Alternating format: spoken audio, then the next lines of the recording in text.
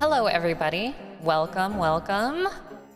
We're gonna go. Oh, do it, lady, on your birthday or whenever you like.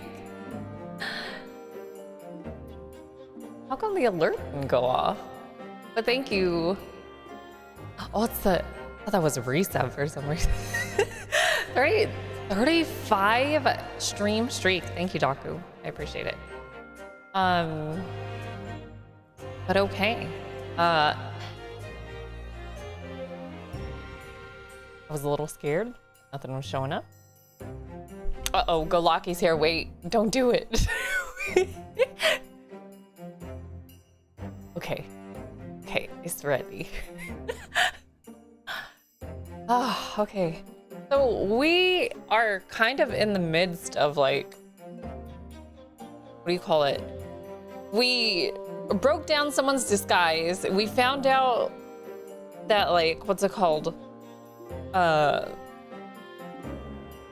Mr. Gossip was actually someone named Hugh Boone, who was actually named somebody named Huge Bone. No, I'm just kidding. But it was actually the missing husband that we've been looking for at the start of this case. So pretty exciting stuff. But now, like, what's it called? After a lot of things had come to light and Mr. I think it was Daily Vigil, that's his name, Daily Vigil. Mr. Daily Vigil is just like, oh shit. Funny that we were dealing in disguises and you kept changing your model. I kind of wanted to originally change my model because we had red-haired individuals and I was just like, you know what? I'll kind of like Throwback Thursday this and bring back my older, what's it called? The younger version of me. Come out here and what's it called? Do some of the case. Because she's also part of the history too. So I wanted to, you know, include her and show my red hair. It was nice flashbacks for the Partnerversary, right? What will we do next year? There's one more thing that I wanted to actually talk about before we get started for the evening. So I have this plan. I'm probably gonna just like, what's it called? Go further into detail with it on over at the Discord. So if you haven't joined the Discord, please feel free to do so. But basically what I'm going to be proposing soon is for around Halloween timing, from like the start of October towards like until the last week of October. Last week of October I'll be out, so it's just like right before that is the cutting point. All of those streams are gonna be dedicated to, what do you call it? A multiplayer Legend of Zelda Majora's Mask run. And I know it's gonna be a bunch of chaos, and then everybody's gonna share like item progression and stuff like that too. So I kinda wanted to just fuck around because it's like my favorite game in the world, and for some people they haven't played it yet but they're interested, and I'd be very interested to see what their experiences are gonna be like going into something like Majora's Mask for the first time. So yeah,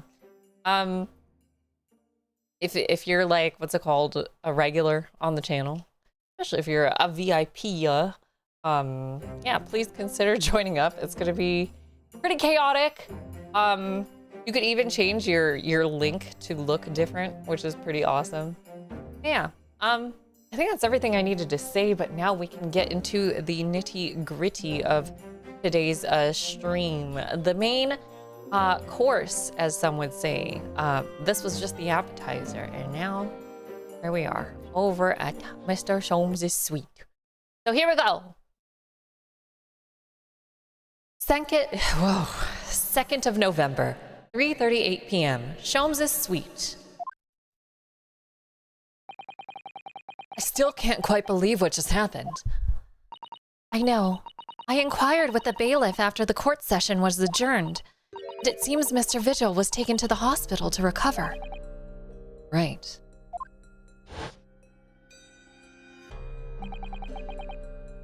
"10 years ago now.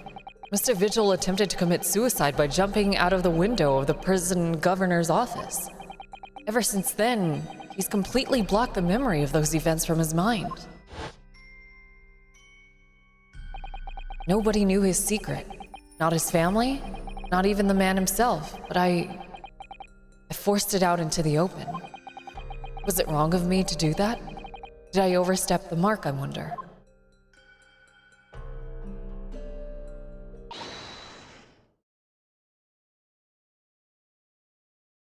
Who is this?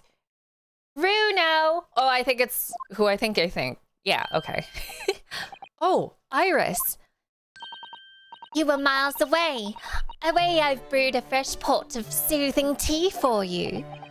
Oh, thank you. You and Susie had an exhausting day so far, haven't you? Oh. Thank you, Iris. How thoughtful of you. Thank you, Wallen. Do you happen to know where Mr. Sholmes is? When we came out of the courtroom back into the defendant's antechamber, he disappeared. Oh no. I don't know. He just suddenly sprang to his feet and left. All he said was, "I must leave." I wonder if he's pursuing the mystery of Inspector Gregson's death. Well, you know that what Hurley's always saying, don't you? There are mysteries in this world that should perhaps never be solved. But the construction of a solution comes only at the expense of the destruction of something else. What does that mean? He knows very well that when you open someone else's old wounds, you often open your own too. But he can't just take his own advice and leave well alone. Solving mysteries is too important to him. That's so true. That's the wrong voice. But that's what I like about Hurley after all. I suppose that's the lot of the great detective in some ways. So then, let's have tea, and then I'll give you a hand. Oh, do you have the time, Iris? Yes, I've finished this month's manuscript at last, with barely a day to spare before the deadline. Thank you, Quixotic. I very much appreciate it. Thank you. Oh, I'm so looking forward to it. A brand new story to read in The Adventures of Sherlock Sholmes. You know, I always hide Hurley's violin in the days before I have a deadline. You do? Poor Mr. Sholmes. I'm sure that's very wise, Iris. How sensible of you. Now then, my dear fellows, let's make a plan of action before we continue our investigation.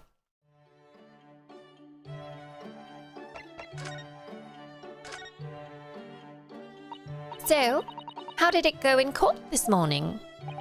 Well, we still don't know the truth about what really happened. But one thing's increasingly clear. Lord Van Zieks definitely didn't do it. Oh, goody. Yes, that's right. We managed to uncover several new facts as well. Oh, really? And there was another development too. Kazuma. Yes, it's quite clear now that Kazuma-sama is not himself. The way he's acting, it's almost as if he's possessed. I know. I mean, at the end of the proceedings earlier, he was like a bloodhound the way he was chasing down Mr. Vigil's forgotten past. He's not normally so mercilessly persistent.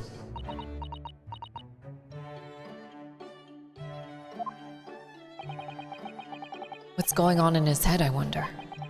I really need to sit down with Kazuma and try to understand what he's going through. Hi, Hoy. How are you? If Gregson was really murdered the day before his body was discovered, then Lord Van Zieks has to be innocent, you see? What? The day before? Well, that should be easy enough to work out just by examining the corpse, surely. Yes, you would expect so, but curiously, no time of death was included in the autopsy report.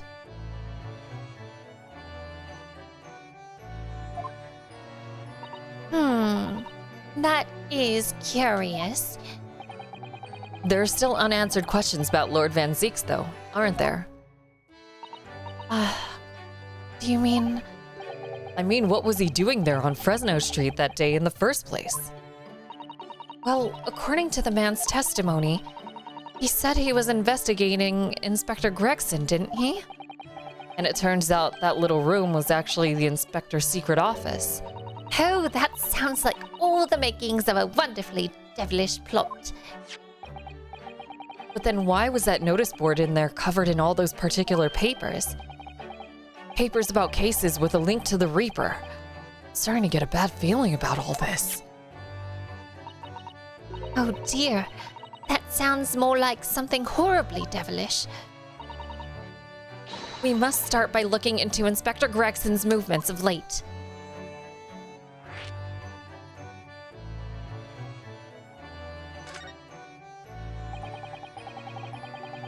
I never imagined I might have to be investigating an inspector's movements.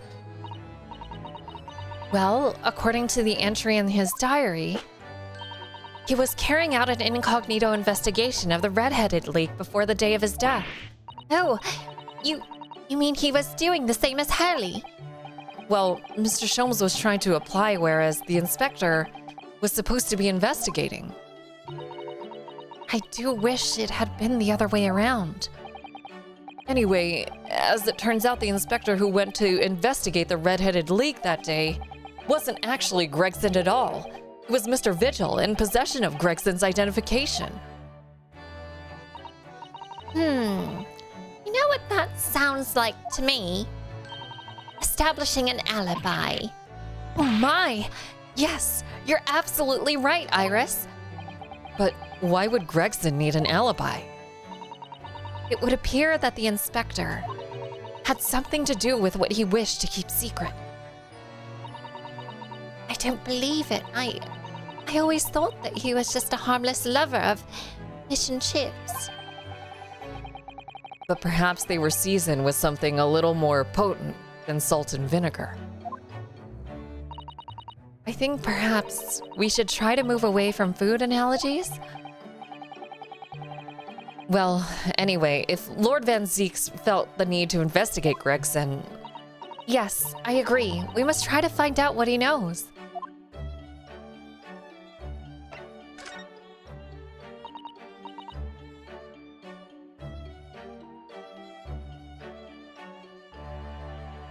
Sorry, I'm having a little bit more water this time. Wait, one second. I'm actually gonna buff myself a little bit.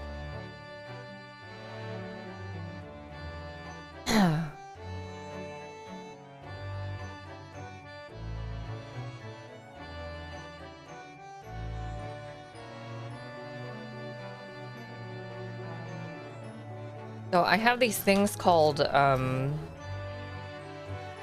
hope they're still okay for me to have.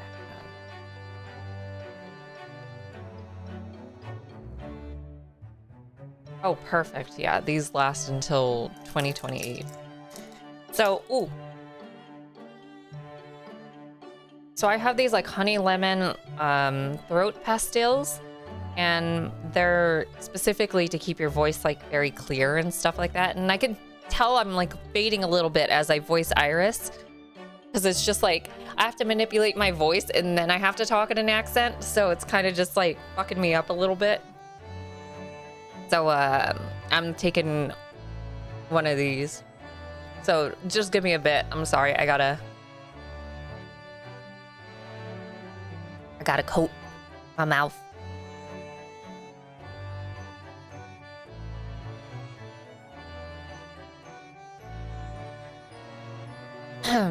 I'm a professional. I'm really not yet. Can I You want me to talk to you guys about like some certain other stuff that's been going on? Hold on, let's take a pause right here. So I was told by like a friend who's already in like the voice acting industry. He's a very popular person, and I really was kind of just like, oh, maybe he's kind of just trying to get me to like sign up for something, because you know the hustle is real sometimes. But no, he was kind of just like, no, I actually feel like you could do voiceovers and stuff. And I was like, I kind of thought about it. Because for further background, I took like classes and stuff, like specifically for voice acting, right? And then like I established like 3 pocket characters that I could draw from. There's teenage boy, there's like a very strong young woman, and then there's the seductress. So that's like 3 pocket voices that I have. But that dream eventually died out because of like COVID stuff. And I feel like because I've gotten COVID like 3 times, my throat got a little fucked up like permanently. So I was just like, okay, there's no way that I'll possibly be able to like voice act and stuff anymore. But I was doing some stuff that pertains to like broadcasting for some work. And it was through there that he ended up like hearing my voice and everything. And he was kind of just like, hey, have you ever like considered doing voiceovers? Because like you totally sound like you could do it. And I'm like, and then I told him all this, and then he's just like, you sound fine. Like I don't understand why you had to like give up on this pursuit to like try to work as a voice actor. And I was kind of just like, well, I don't want to be like one of those like idiots who thinks that like they could make it, you know what I mean? And he was just like, well, give it a try, and like if you really do need help, I will be there along the way. And I was like, well, that's kind of a hard offer to beat. So I am in the midst of like, what's it called, signing back up for essentially a coach this time to help me figure out where I need to go. This friend has his own like recording studio, and he was just like, if you want to make a demo reel here, I could give you like a huge discount because I'm like putting you back on this path. And then, so yeah, pretty much everything is set in stone. I just kind of have to like get myself back into the swing of things. And then, yeah, I'm going to be making a character demo very soon. I'm going to be making a commercial demo soon. And then, yeah, we'll see how everything goes. It's going to take some time because I still have to like make sure that these coaches understand like my true capabilities and stuff. And I'm kind of using our Ace Attorney streams as kind of like a way to kind of like build my chops back up, so to speak. So I hope you've all been enjoying it so far. I hope it's been a blast. And I have one more question, but it concerns my user interface on the screen. Has the Great Ace Attorney 2 Resolve logo changed at all? Legit a great idea. You know, you're a great idea. You ever think about that?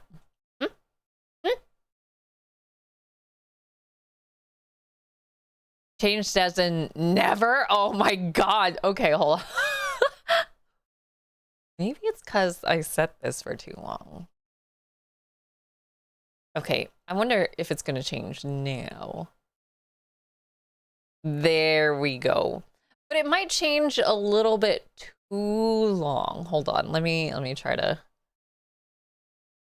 Well, I don't want it to like change that often, so I don't want it to be too distracting. One moment. Maybe that will work. Yeah, because like we are playing the Great Ace Attorney Chronicles, but specifically there are 2 games within these Chronicles. The Great Ace Attorney Adventures, which is the first one, and now we're playing the second one, which is the Great Ace Attorney 2 Resolve. So yeah, that one. But hopefully it's not too. I'm kind of just looking at the timing to see if it's kind of like an okay. Oh, it's still too short. Let's do. 250.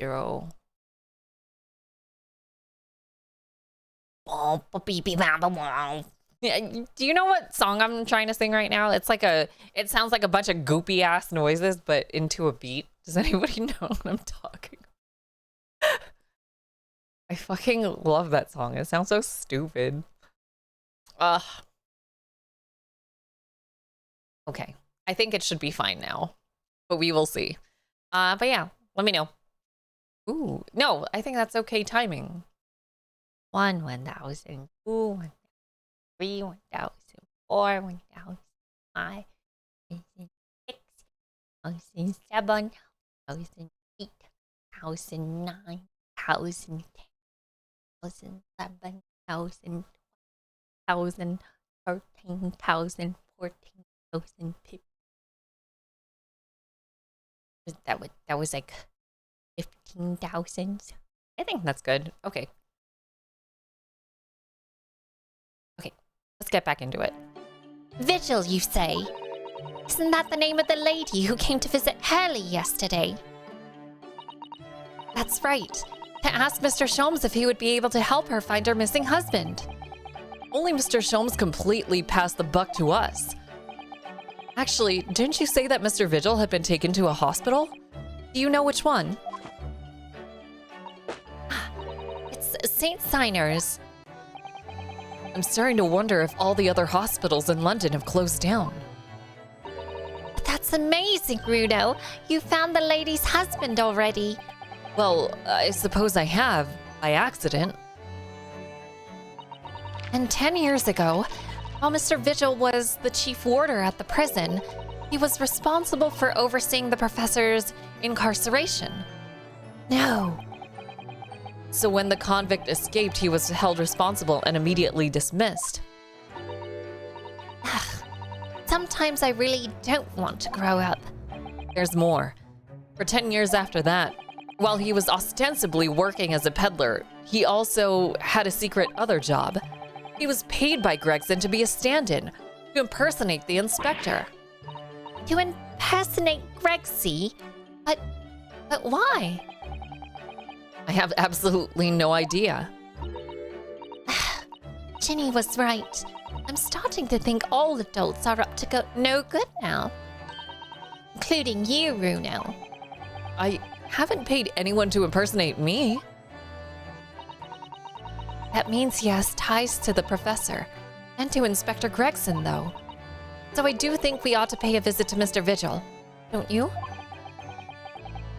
Back to St. Signers, then.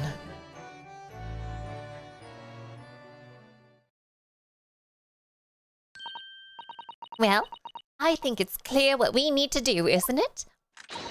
Let us investigate, my dear fellows. Oh, Iris, you're even more enthusiastic than usual today. If anyone has anything to hide, my special Wilson shooting iron will shoot them straight. That water pistol? It's stuffed full of piping hot extra special blend of mine. Then I'm sure it will be very effective. I'd better be careful not to hide anything. Well, it feels a little strange that Mr. Sholmes is nowhere to be seen, but let's go and see what we can find out. Yes!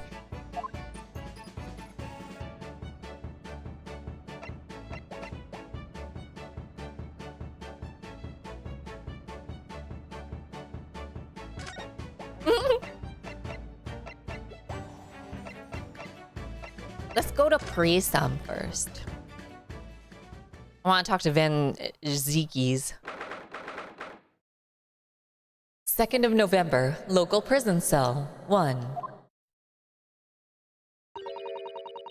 Lord Van Zeeks is reading. Look. He doesn't seem like he wants visitors, does he? But you must have noticed we're here, surely.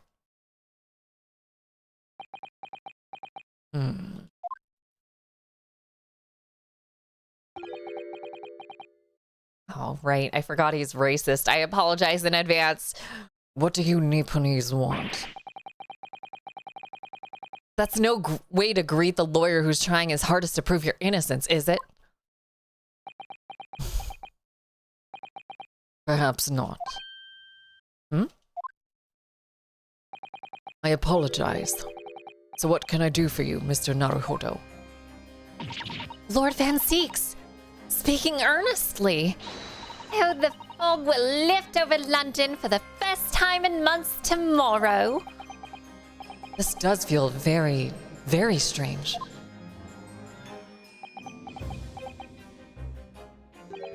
I must say, I was impressed. Oh, well, thank you. Not by you, by your fellow Nipponese, your prosecutor friend. Oh, I see. Yes. It's sardonic, don't you think? For such a man such as me, so loathing of Nipponese, to be entirely at the mercy of the two of you. I suppose it's retribution for having played the part of the Reaper all these years. Played the part.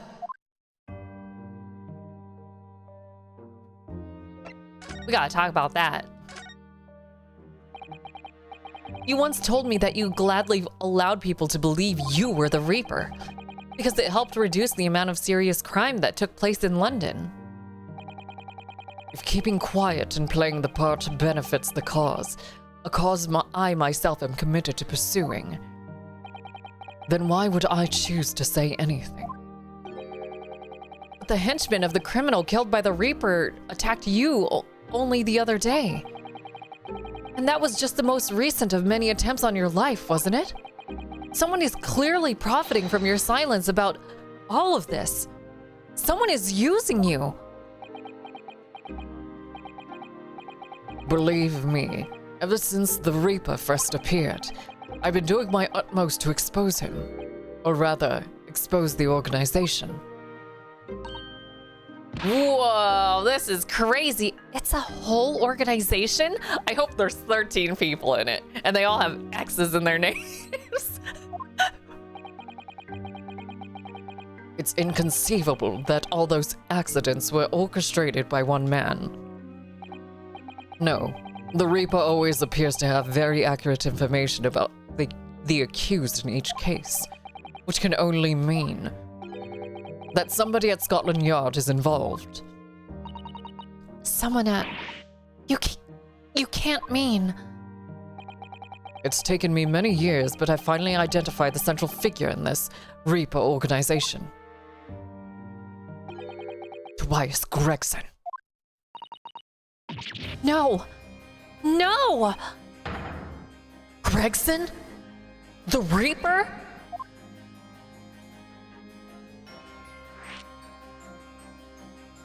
Holy shit, really? So, let me get this straight. The reason why you were investigating Inspector Gregson is because you intended to expose him as the Reaper? As I said, the Reaper of the Bailey is no single person. It's a highly secret organization with close ties to Scotland Yard. But there's no doubt that Gregson was a key member of the organization. I don't believe it. Are you saying that Grexy, that he was behind all these awful criminal meetings that... Gregson didn't do the dirty work himself. Oh, He was the tactician. His job was to covertly investigate the Marks and plot their assassinations. In order to do that without arousing suspicion, he regularly needed a firm alibi. His true name, Rexon. Stupid. Which is where Mr. Vigil came in, posing as the inspector. Vigil knows nothing of the Reaper. But the room he rents on Fresno Street was almost certainly the headquarters of the operation. Gregson would have met the assassin there for briefings. So, we don't actually know who carried out the killings then? Actually, I do have a name. You... what? well, if you can name the man, you already have the true identity of the Reaper then. Or, If I can name the woman. Oh,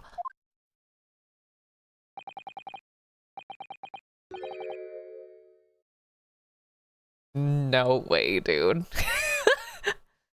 She's a young woman by the name of Asashin. No way, dude.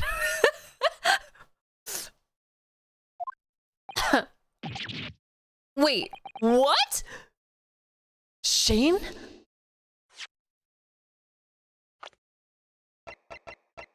Okay, just making sure. Sandwich? Venus?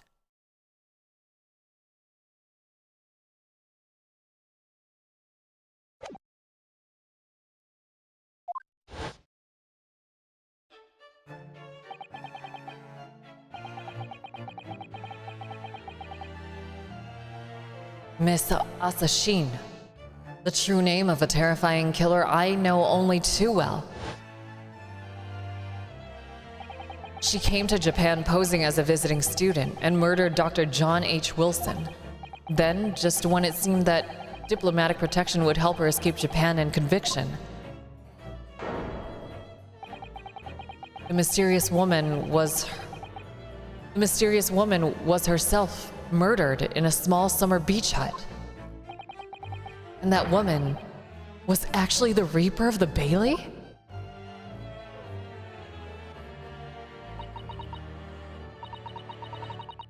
Mr. Naruhodo, this perhaps isn't the place to discuss.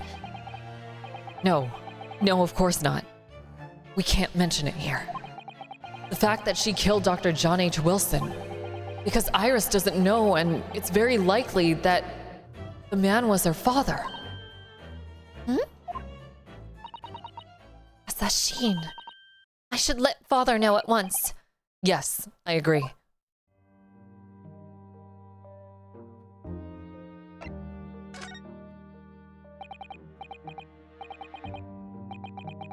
Kazuma, isn't it? Kazuma Asogi. You say he's a friend of yours. My best friend. He's the whole reason I got to come to Britain. It was all on his merits. I have nothing but respect for him. Yes, I understand that only the very best students are selected for such opportunities. And I had a fine demonstration of how sharp he is in the proceedings earlier today. He missed nothing. In fact, his flawless performance very much reminded me of his father. Genshin Asogi. Professor. It's true that the aristocracy at the time was the root of numerous grave societal problems. They were abusing their power, playing with the common man as pawns in politics, in economics, in war. In many ways, Asogi was carving out a canker from society that we British couldn't deal with ourselves. I see. But that's precisely why it makes no sense. Flit Van Zieks was a noble and an upstanding man. He wasn't corrupt. Why did that damned Nipponese have to go and take my brother's life?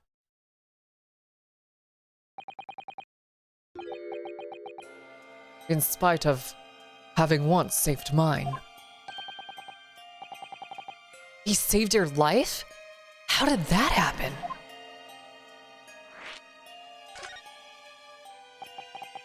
It was 10 years ago, on a foggy night. What was to be the professor's final strike had sent a wave of panic through the capital. So, Nint Van Zieks had already been killed at this point then. Genshin and I were walking down some back streets at a late hour. Of course, at that point I had no idea of the true nature of the man at my side. All of a sudden,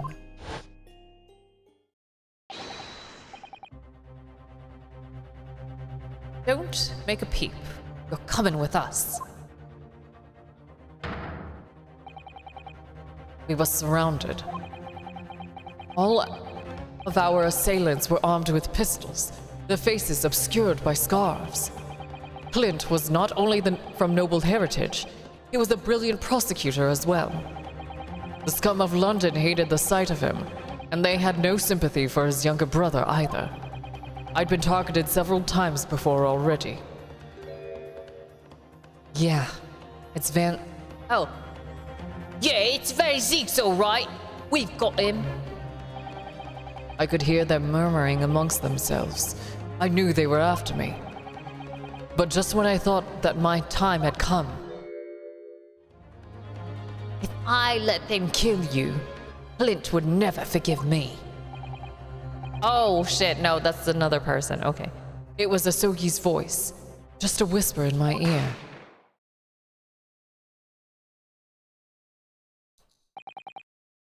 After that, I don't remember exactly what happened.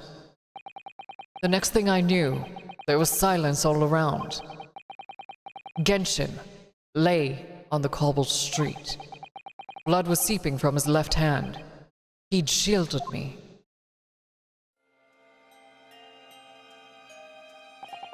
Two days later, they arrested him on suspicion of being London's most notorious mass murderer ever, the Professor. How awful for you. All at once, I lost the brother I revered and the foreign friend that I held in such high regard. I'm so sorry, Lord Van Zeeks.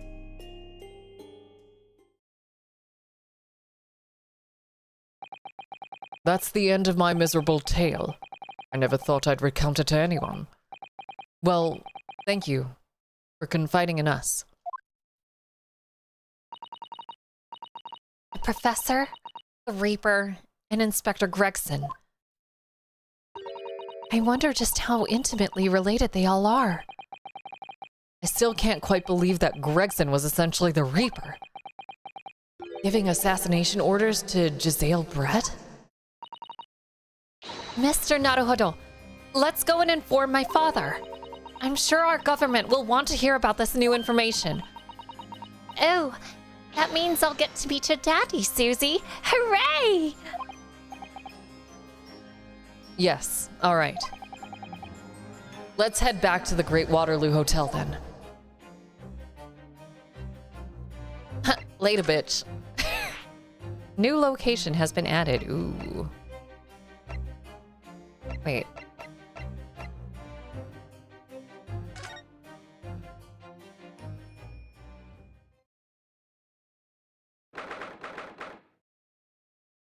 Second of November.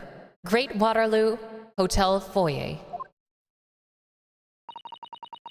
I thought it yesterday and I think it again today.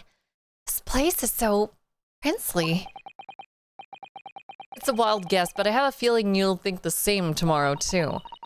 My tea has a finer fragrance than whatever they're serving in the tea room here, though, wouldn't you say? Ah, look who we have here. This is an unexpected pleasure. Father. Oh, is this your daddy, Susie? How lovely. What a charming young lady. And you are? Oh, really? So you're the author of The Adventures of Sherlock Sholmes, are you? That's me. Iris Wilson, at your service, sir. Susie's been such a wonderful friend to me over the last year, you know. Well, Miss Wilson, I must say I read your work regularly and with much interest. Iris actually lives with Mr. Sholmes, you know, Father. Is that so? Well, perhaps that goes some way to explaining that bright look in your eyes.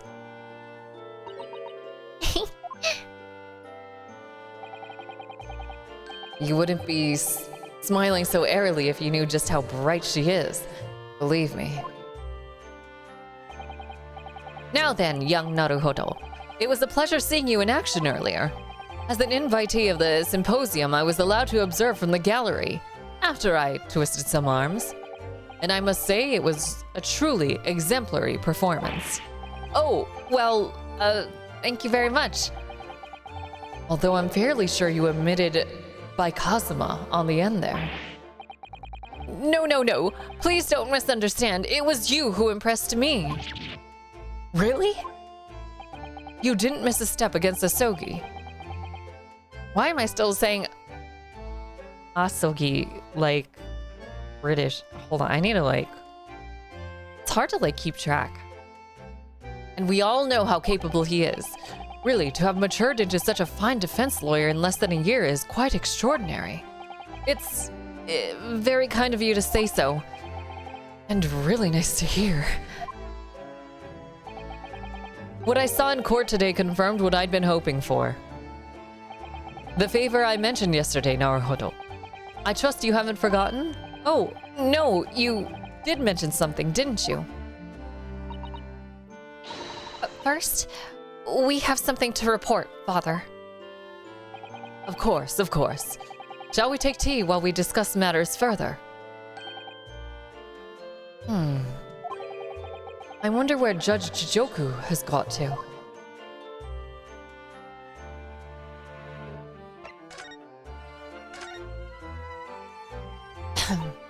Father, do you know about the so-called Reaper of the Bailey?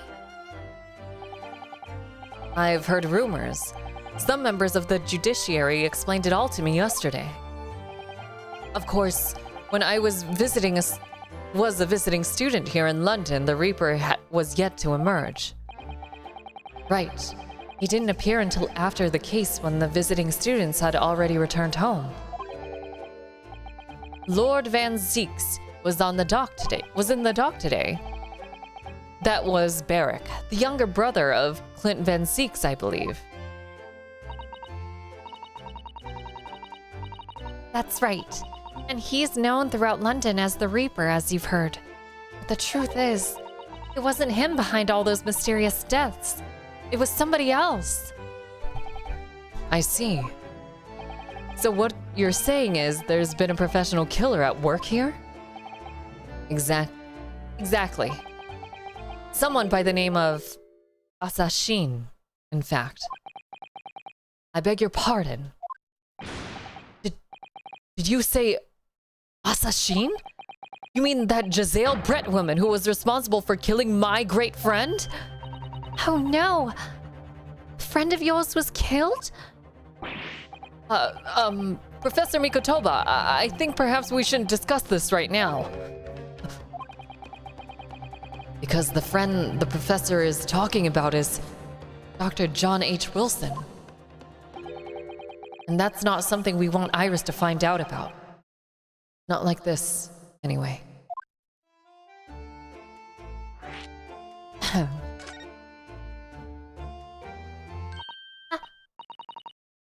I've just remembered something.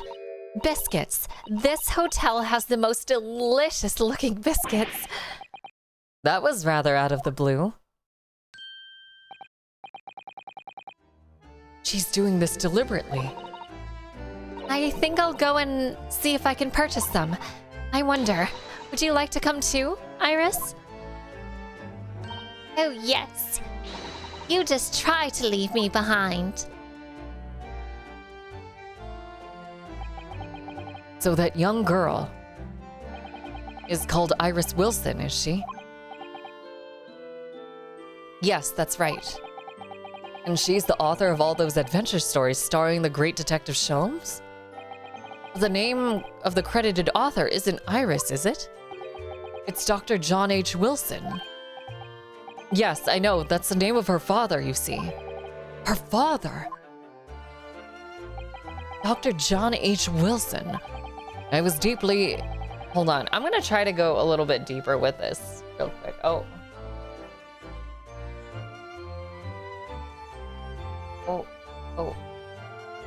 Hoy, thank you for the repost on Blue Sky, by the way. Sorry, I was getting messages and stuff. I was deeply indebted to the man for all the kindness he showed me during my time in London. That's why I was keen to reciprocate and invite him to the Imperial Yume University 4 years ago. Okay, yeah. But he was murdered last year by Giselle Brett. Why? Why would the hand of the Reaper stretch all the way to Japan? Iris knows nothing about that case, but it seems very likely that the victim, Dr. Wilson, was her father. Well, I can't say that we ever spoke about his family, so I don't know if he had a daughter or not. But I think I can say with some certainty that he was never the great detective's partner.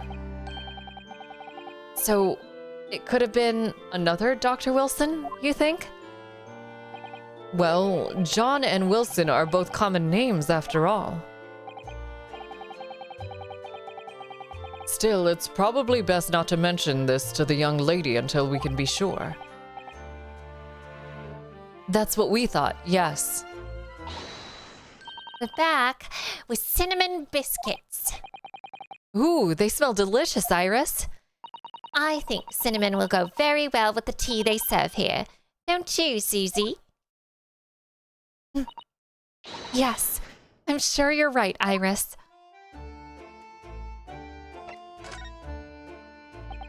I haven't seen Judge Jijoku anywhere for a while. Have you? Guilty! Ha ha ha ha ha! But that guilty is still ringing in my ears. No, now that you mention it, I haven't seen him since this morning either. I suppose the symposium's opening was postponed. He'll have gone to... what the fuck? I suppose since the symposium's opening was postponed, he'll have gone to explore the great exhibition. That reminds me of something you said yesterday. About Judge Jijoku having once been in the dock himself? Ah, yes, it was all tied up with that accursed trial. Closed trial of Kazuma's father. Seishiro was trying to mitigate Genshin's guilt, so he took to the stand to testify. But he got a little carried away and, actually managed to break the witness stand. Oh my! He also said some contemptuous words about the British Empire, for which he was charged. Oh dear. Although it's worryingly easy to imagine him doing that. Well, it was all right in the end. He was acquitted and we returned home to Japan together. Thank goodness. Ah yes, talking of Seishiro. I have a copy of the photograph we all took together here yesterday. Please. Ooh. Oh, what a lovely picture. It certainly seems to shout, "We've arrived in Britain." The commemorative photograph has been entered into the court record. A photograph taken in the foyer of the Great Waterloo Hotel on the morning of Professor Mikotoba and Judge Jijoku's arrival in London for the symposium. None of us had any idea what was coming when we took that, did we? No. No, that's so true.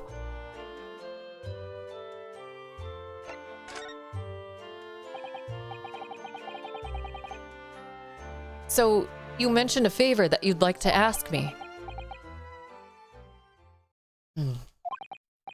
Well, this fateful trial that you've been fighting. One way or another, it will be over before long. And when it is, I'd like you to accompany me back to Japan. You want me to do...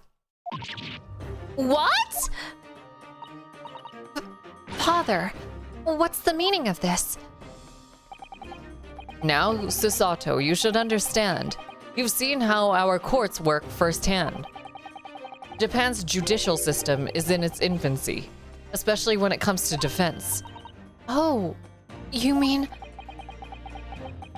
The Supreme Court of Judicature is in desperate need of a good defense lawyer. As soon as possible. Really quite urgently, in fact. But I've not been in London a year yet. I've read all of Sasato's reports. I'm well aware of your extraordinary talents. And having seen you in action with my own eyes earlier today, there's no question. You, Naruhodo, are precisely the man our country needs. So, you'd be leaving then, Runo. Then, what am I supposed to do, Father?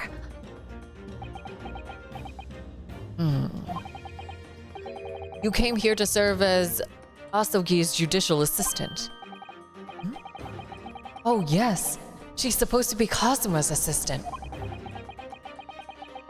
Our government is still in the process of deciding how to best deal with his situation, though. You've always chosen your own path, Susato, and I trust your judgment. In this matter also. Father, Please, the pair of you, don't look so downcast. It's merely a suggestion, you understand. A hope, if I'm honest. But I won't force you. All I can ask is that you consider it, and come to a decision by the time this trial concludes. So on top of the fact that we have to solve this like 10-year ass mystery, we gotta decide if we want to go home or not? Like, what the fuck, dude? Kind of feels like a lot, you know? Just my opinion. Yes, all right. you won't leave, will you, Runo?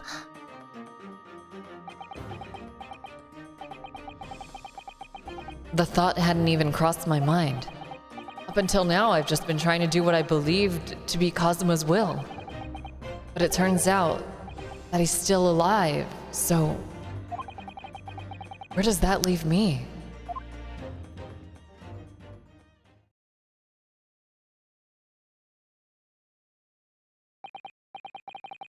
Well, if you'll excuse me now, I need to telegram government ministers and the Japanese police with this information about Asashin.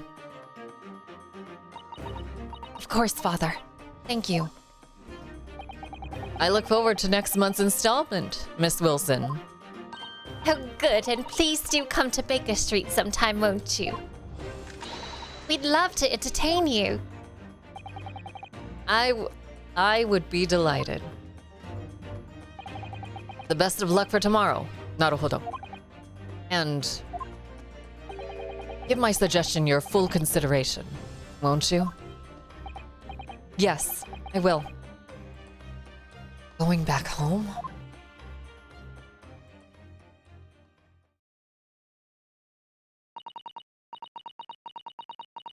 You know, Kazuma-sama has always meant a great deal to my father.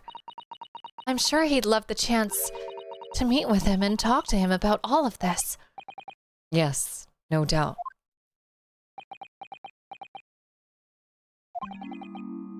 Asashin.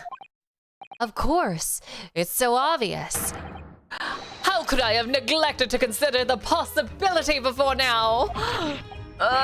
Mr. Sholmes! Helly, where have you been? And we'll find out where he's been after we go ahead and take a break. So take this time for yourselves, go get something to eat, go get something to drink, and I will see you all back here in just a bit with even more of the Great Ace Attorney 2 Resolve, part of the Great Ace Attorney Chronicles. I'll see you all back here in just a bit. Have a good break. I'm gonna run some ads for like a minute or so. So, BRB.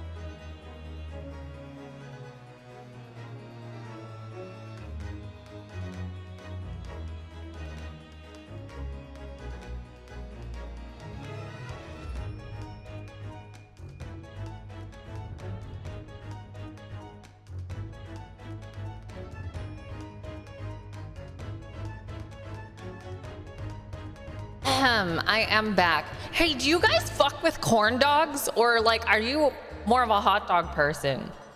Or do you fuck with both? Like, I know this is like a really wild thing to like come back and ask y'all, but I don't know, I'm curious. Corn dogs are great. Do you like corn dogs more than hot dogs though?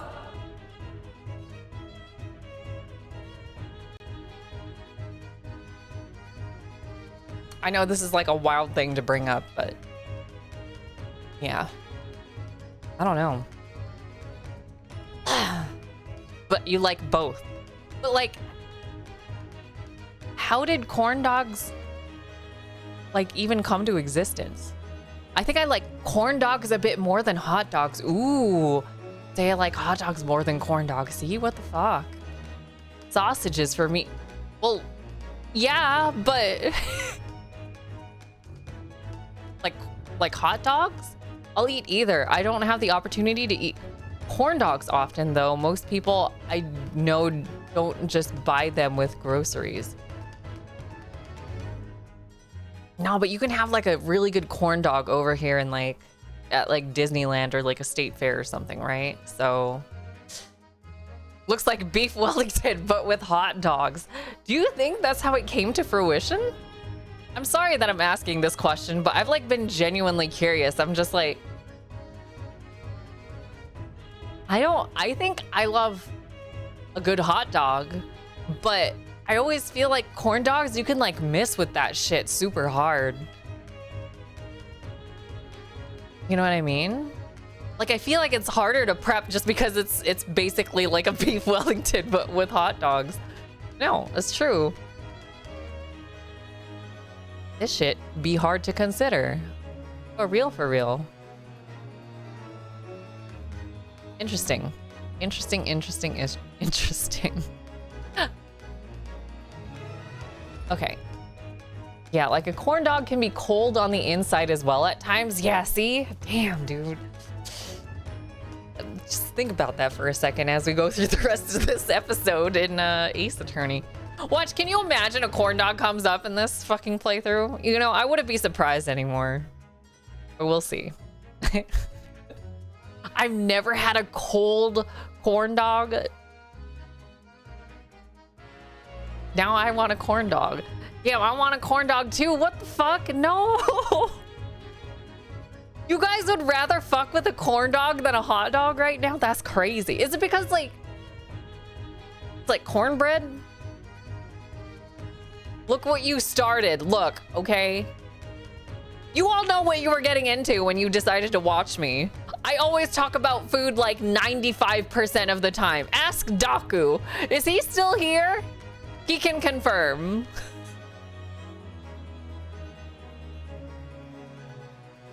Okay, but what if we get a corn dog and a hot dog? D, when you come here for Disneyland, you can go get a corn dog. I'm gonna go get my fucking favorite hot dog.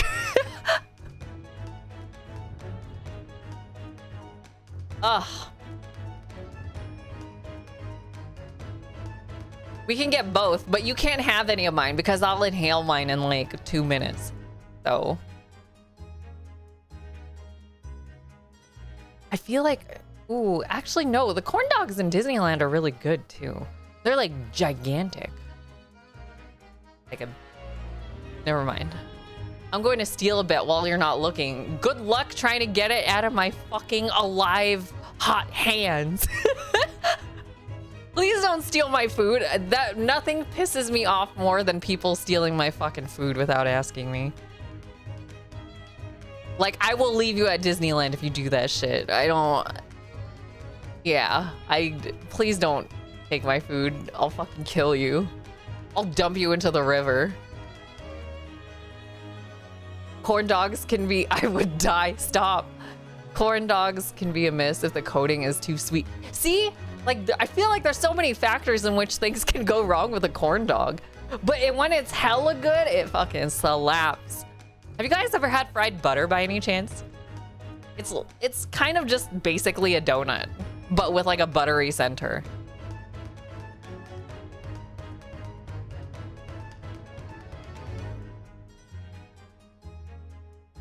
That sounds amazing. It actually is, but it's fatty as fuck. And the prep looks like it fucking sucks, dude. I feel like the butter needs to be frozen for it to actually be pretty good.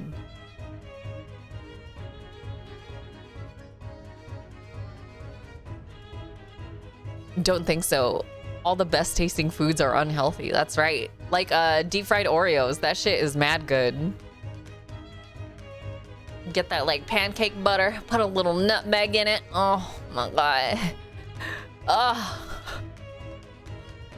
I kind of like to use Oreos sometimes too for like the deep fried Oreos. Have you ever had Oreo deep fried Oreos?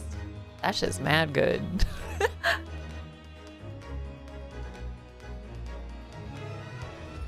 Because it has like chocolate right in the very center of it. Oh, fuck. Have you ever had deep fried ranch? I would try it. I would try it. I would try it. I would try it. Well, wait, are they using Hidden Valley? Because if they are, fuck that shit. No, thank you. But I would try it if it was like Wingstop ranch. Ooh, ooh. It's like the best ranch in the world. Goddamn. Wait, there was, okay, so I tested one thing out too. What do you call it? I think it was Jar who talked about this. Jar was just like, Hidden Valley, like the seasoning salt, like of the ranch, tastes fucking great. And I was just like, it can't be right. Like if the ranch is ass, why would like the seasoning powder be like any better? But no, he was fucking right. That shit is hella good. So fuck the like actual ranch, but like the powdered ranch actually fucking slaps. I don't know how that shit works, but it's crazy. I have no clue what ranch it is at the state fair. Yeah, you gotta ask them. You gotta be like, let me see the bottle. Let me see the make and model of that vehicle. But yeah, dude, I've been playing too much Forza. Fuck. Okay, we need to get back to actually like playing this video game. Ugh, but this is so good. Give it to me. I need this for a friend is what I'll say. No, you just need to inquire what kind of ranch they're using. You don't need to steal their bottle. That's fucked up. Why would you deprive people of that? Also, sometimes, speaking of deep fried shit, mozzarella balls are pretty fucking good. Or like the mozzarella nibs. I don't really know what to call them. They're like kind of like nuggets, but they're like not nuggets. That shit is hella good too. Oh. I want to fuck me up some mozzarella sticks or nuggets or slabs. Deep fried pickles. Ooh, I like deep fried okra also. I like deep fried a lot of stuff, really. Zucchini.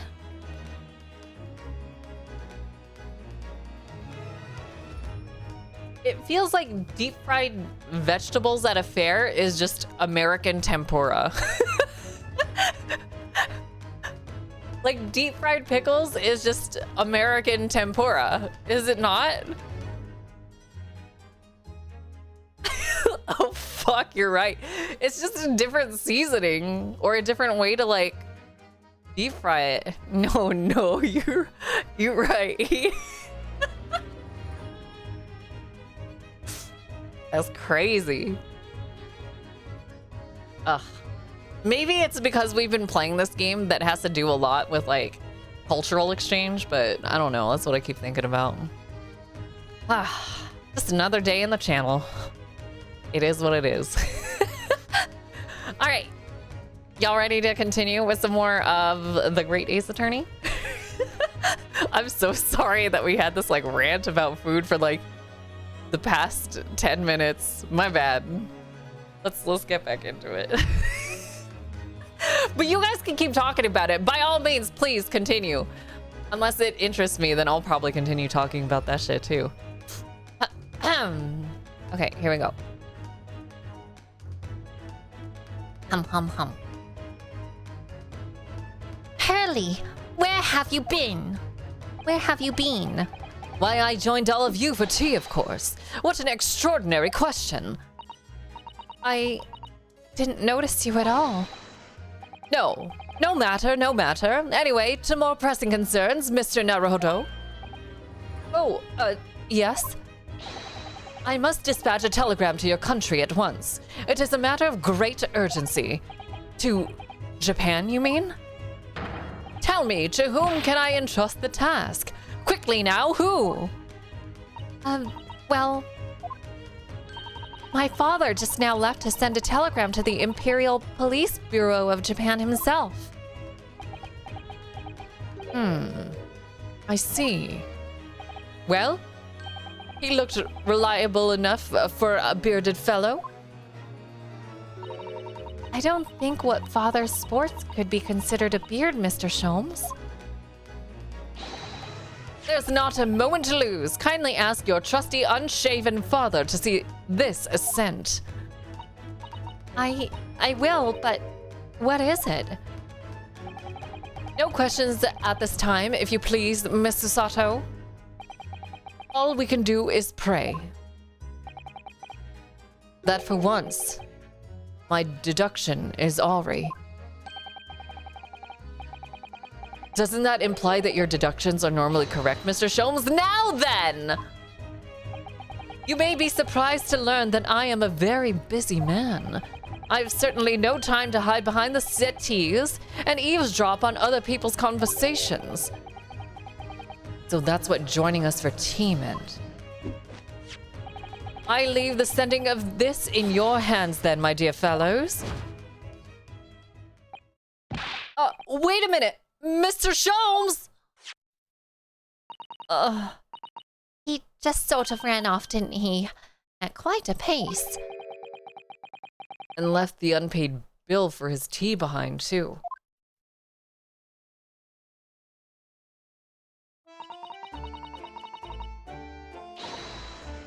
I must catch up with father at the telegram office at once. And I'll run and call us a cab straight away. And there was me, thinking everyone would be clamoring to pay Mr. Sholmes' bill.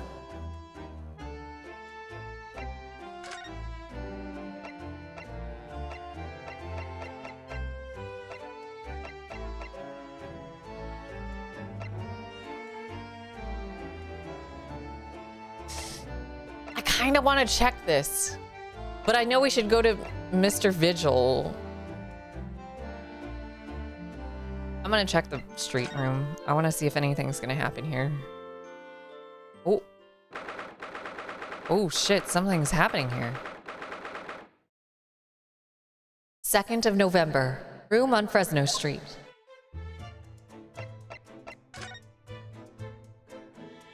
Oh. Oh, it's all stuff that we've done already? Oh, wait.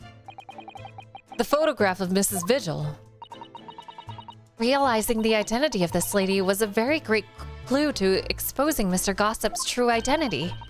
He obviously loves his wife very dearly, which is why he felt he couldn't tell her the truth. The transformation was incredible, wasn't it? Just from that big twisted lip. Yes, he went to extraordinary efforts to play the part of Hugh Boone convincingly. Although it didn't really seem like he was it didn't really seem like it was much of an effort to me. Now that you say it, I have to agree. It's almost as if that was Mr. Vigil's true character. People really are hard to fathom sometimes.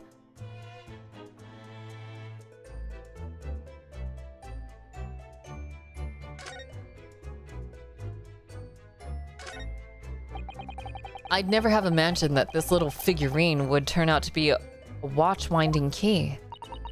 I suppose it's a policeman because the pocket watch was a gift from Scotland Yard. It seems there was much more to Inspector Gregson than we ever realized. He was clearly a brilliant man. It's the fish and chips that threw us off. I feel as though it ruined his image. I really don't think we should blame one of Britain's staple cuisines. But think about it. Imagine if it was Mr. Sholmes. How would you feel if instead of that old Briar's pipe that's always in his head, Mr. Sholmes always had a bag of chips. Rather disappointed, if I'm honest. Exactly. What the fuck did that have to do with anything? Ooh, ooh, ooh, ooh, new clues and shit. Using a candle as a timer device. Very ingenious, I must say. Yes, the culprit arranged it so that the firecracker would set off at 5 o'clock and then left. So that a loud bang was heard at precisely the moment Lord Van Zeeks arrived. If only he hadn't picked up the gun up from the floor.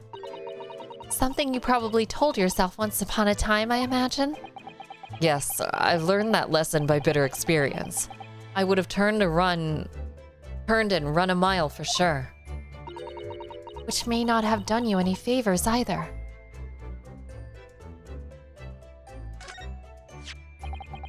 This revolver, just who does it belong to? Well, we know it's a type issued to members of the police force and judiciary. But Gregson's own gun was found on his person. And of course, Lord Van Zeeks had admitted to losing the firearm with which he was issued. Such absent-mindedness. Not dissimilar to you, Mr. Naruhodo. I'm starting to think the cold hard prosecutor and I could become friends after all. Then I wish you every success. If it turns out that Gregson didn't actually die here at all, where on earth could he have been killed? Well, one way or another, we must find out, for the inspector's sake. You know, you look awfully pale again today, Mr. Naruhodo. Sorry. When I start thinking through it all, I just conjure up some horrible images in my mind. Your imagination is the culprit here, then. Most certainly guilty.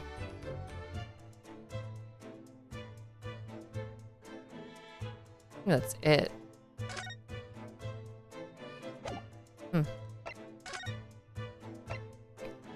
Let's head to Mr. Vigil's hospital bed.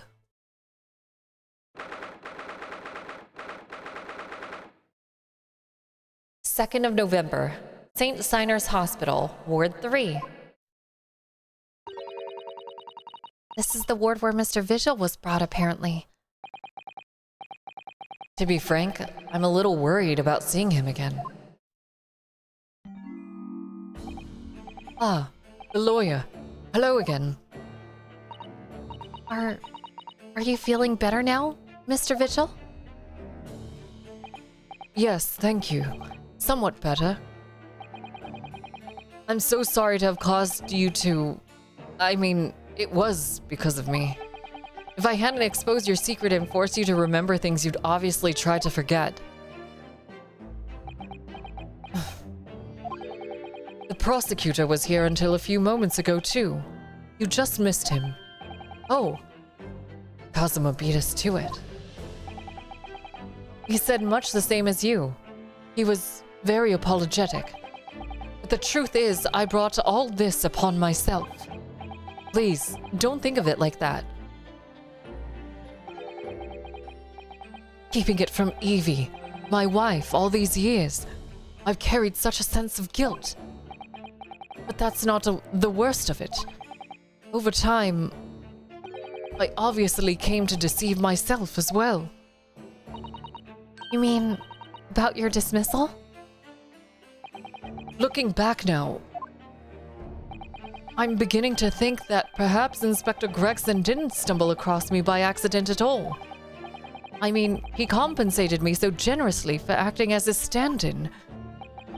He was clearly concerned for my well-being and doing what he could to help. So perhaps Gregson knew exactly what had become of Mr. Vigil all along then.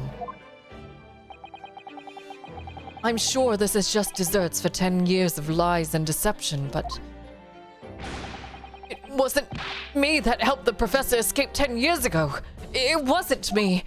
I swear it. I swear it's true. Oh, Mr. Vigil. I'm sure you'd rather not dredge up even more from your past at this time, but if possible, could you tell us exactly what really happened? Ugh. I want to. I need to get this all off my chest. I just want someone to tell me what I should have done.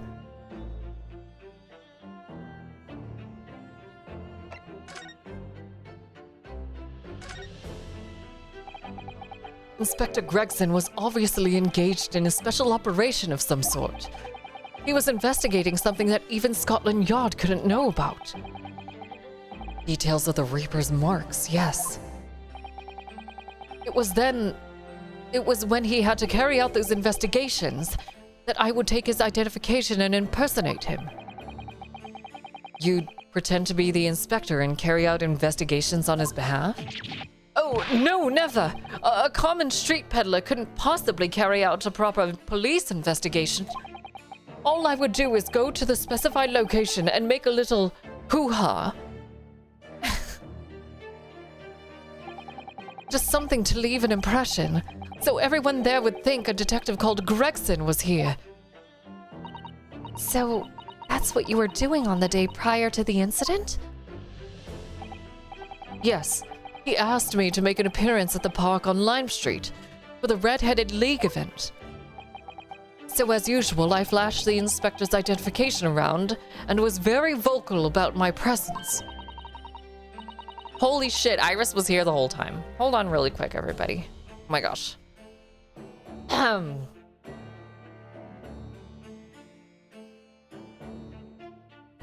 Sorry. I didn't know it would catch like my whole entire body. What if it was like my feet that was on the camera only? Would y'all be weirded out? Would you be like, ugh? Okay. Ouch. Ouch. What? Like my feet. You know? What if I just went, woo! And then, you know, what if this was the camera? What if this was the camera? I'm just kidding.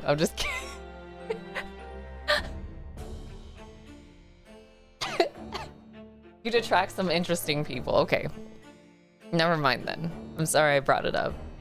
But you know, I haven't really actually done things where I'm like, where I actually use my whole entire ass body.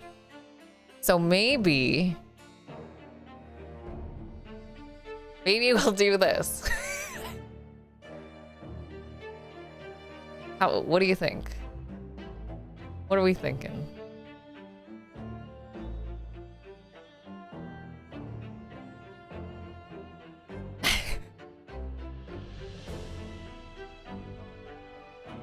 What are we thinking? Huh? I didn't know my leg do that when I do this pose. That's crazy. What happens if I do this? What happens if I do this? That looks awkward. What happens if I do this? What happens if I do this? Okay. Very interesting, I have to admit. This is cute though. I didn't know my hand do that. I didn't know my leg do that. It's cute. Okay. Anyways.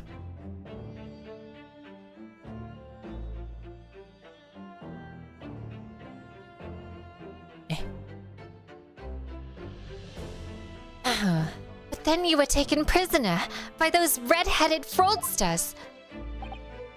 Yes.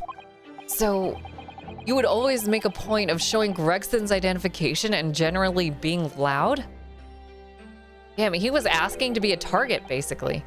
That's what the inspector asked me to do. Yes. Well, that's one way of becoming a legendary detective, I suppose. Not a good one, though. And as you know, I suffered this bruising around my neck at their hands. But the following day, they kept their word and released me. without returning the inspector's identification to you, however.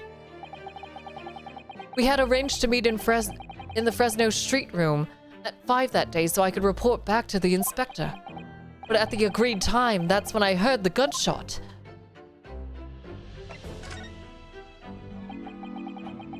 It was midnight on the 17th of June, 10 years ago. That was the time scheduled for the execution. But the professor's execution never actually took place, did it? Or rather, the execution itself must have been used to affect the plan of escape. I hardly dare to imagine what a chilling plan it was. Barclay was renowned for being the highest security prison in the country. Everything that went in or out of the place was searched multiple times. Oh. Sorry, I hit the mic.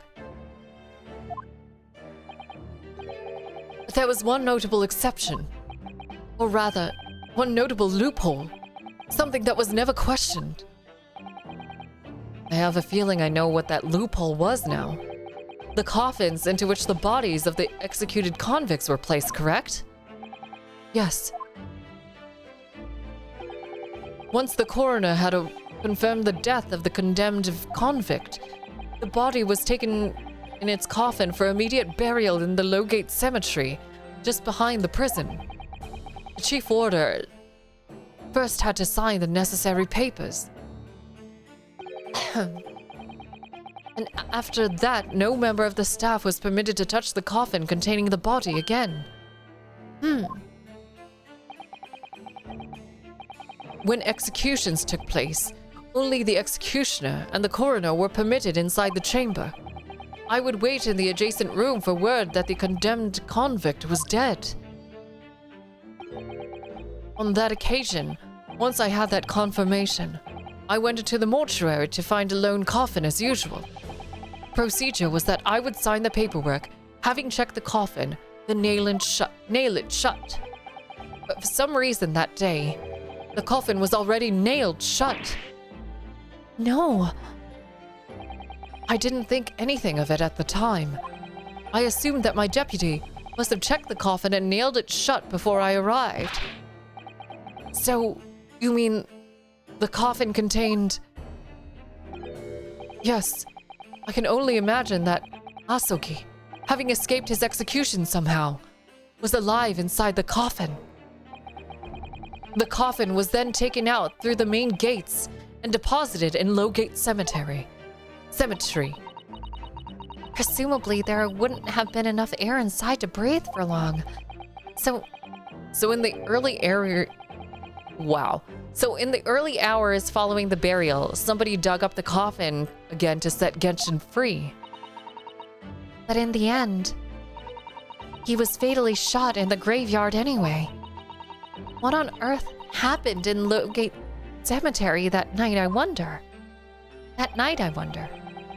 I'm afraid I really don't know.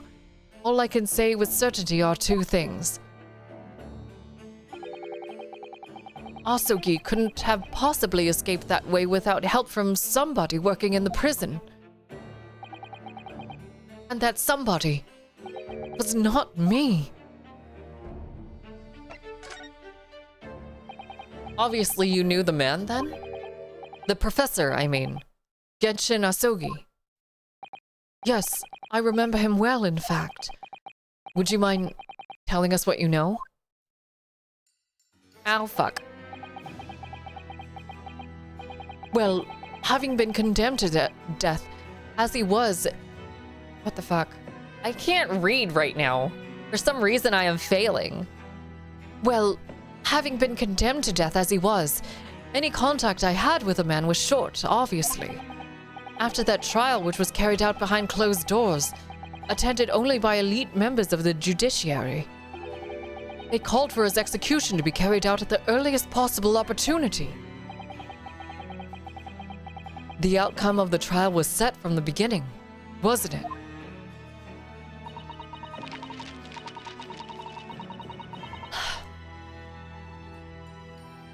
It was a time of delicate diplomacy, when Britain and Japan were in the process of signing an important treaty.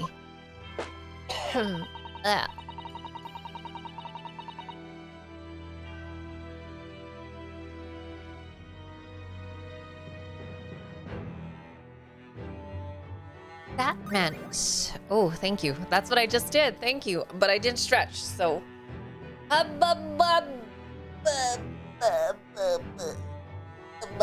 Okay. Thank you.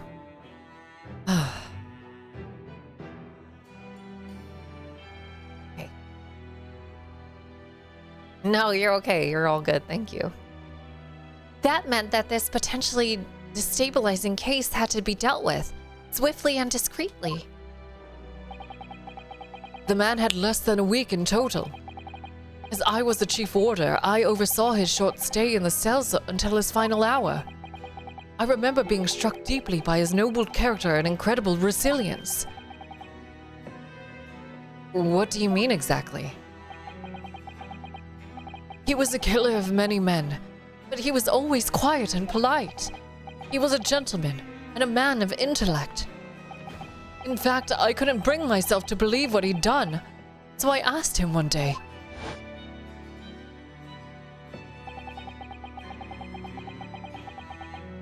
Those 5 members of the aristocracy, whose lives were taken, were you really responsible? I'm guilty of the unforgivable crime of ending another human's life, yes.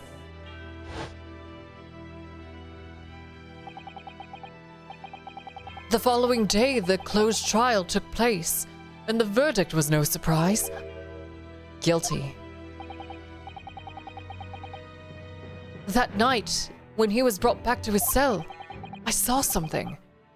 Something unusual. Something unusual? What? The last will and testament of Genshin Asogi.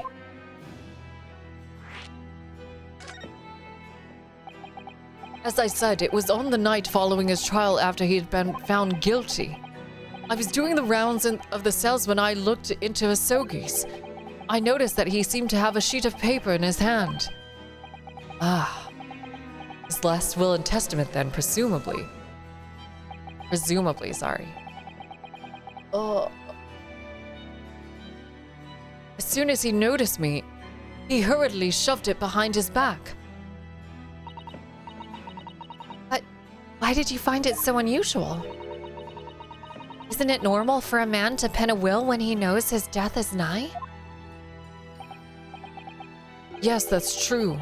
But there were special conditions to Asogi's incarceration, you see. What sort of conditions? Well, even though he was held in a cell designed for the condemned inmates, he was allowed to keep his personal effects with him, with one exception. Really? He was allowed his things? That is unusual, certainly.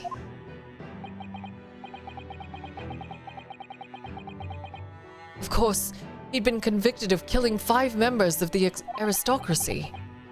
But at the same time, he was a guest in our country from the Empire of Japan. The powers that be were determined that his final days should be needlessly uncomfortable. And what was the exception you mentioned to the personal effects he was allowed? That's the point. He wasn't permitted to have writing materials, specifically no pens or paper. So, he was prevented from leaving any written record of what had happened to him? Yes, that was the long and short of it. I've no idea where he obtained that paper. Any writing materials would have been confiscated from him upon his incarceration. As I said, he hid the paper behind his back and then he pleaded with me. What did you just hide behind your back? Please, please turn a blind eye. This is my lifeline. But you know it's against the rules. You're the only person who's seen. If you just agree to keep quiet. All right then. But what's on that paper? A last will and testament. This will is the only weapon I have left now.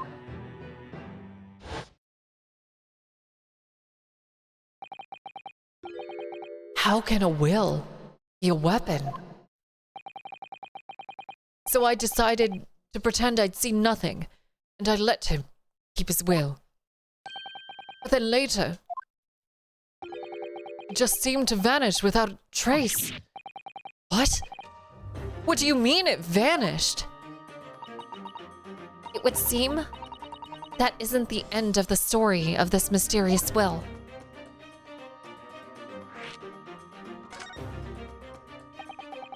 I was the only person who saw Asogi's will, but somehow it disappeared. It was after Asogi's execution.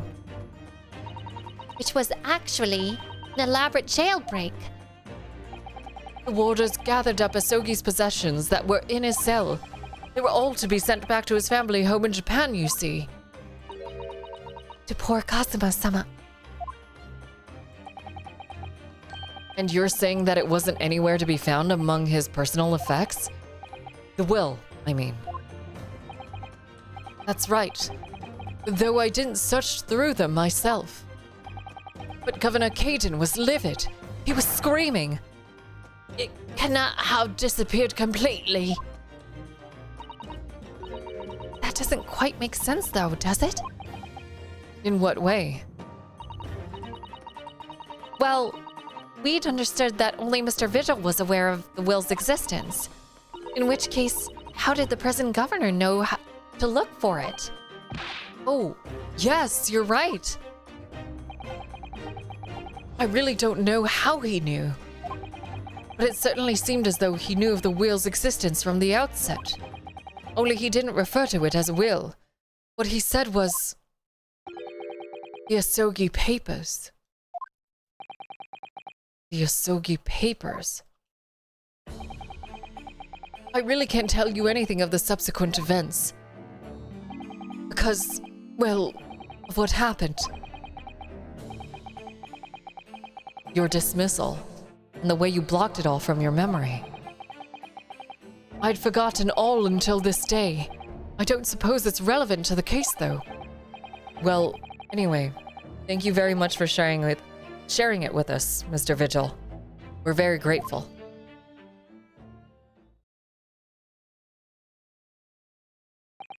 I'm afraid there's really little more that I can tell you. My wife Evie will be here shortly. I do hope I don't appear rude, but... No, not at all. Thank you again. But what will become of you now? Well, impersonating a police officer is a criminal offense, of course. I imagine that once I'm fully recovered, I shall be arrested.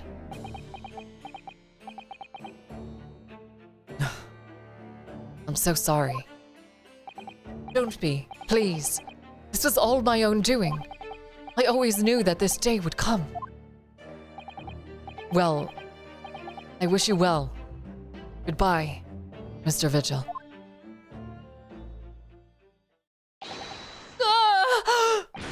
Before you go, there's just one thing. Oh, yes? What is it? The Asogi Papers. Huh? I'd be very grateful if you'd make no mention of the things I told you about to them. Presumably for some good reason? It's my understanding that their very existence is a closely guarded secret. If it became known that I remembered, well, it could be rather troublesome, I think. I understand.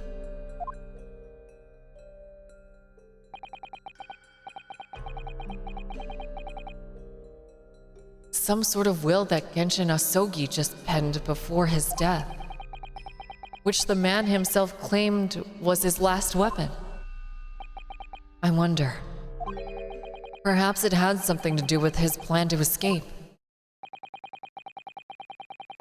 If there's anyone who might know about a document that Kazuma's father left behind. It would be Mr. Vigil's governor. Then we know precisely where we must go. Back to Barclay Prison. Does he say anything? Oh wait, I want to read his chart. These must be the patient's treatment notes. Let's see. Tendency to jump from windows. Remember to place cushion at the base of wall outside. Wait, what? Aren't we a story up from the ground here? Oh dear. Poor Mr. Vigil. I can't help feeling that there's a better solution to the problem than a cushion, though.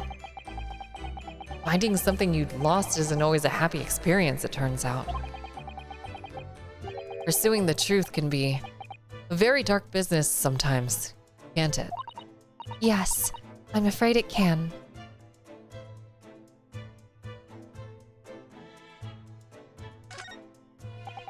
This notice caught my eye before, actually.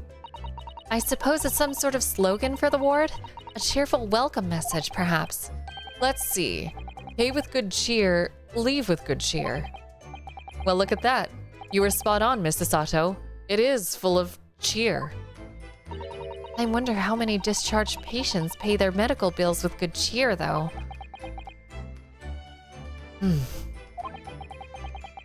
Once I had to have a very painful injection when I fell ill with a cold.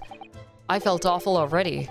So why did I have to suffer the sting of the injection as well as the bill? I yelled at the doctor. Oh dear. A terrible treatment. Interesting. There are all sorts of medicines in this cabinet. Look, I'm not sure if it's safe leaving them in the reach of everyone like this. Yes, you're right.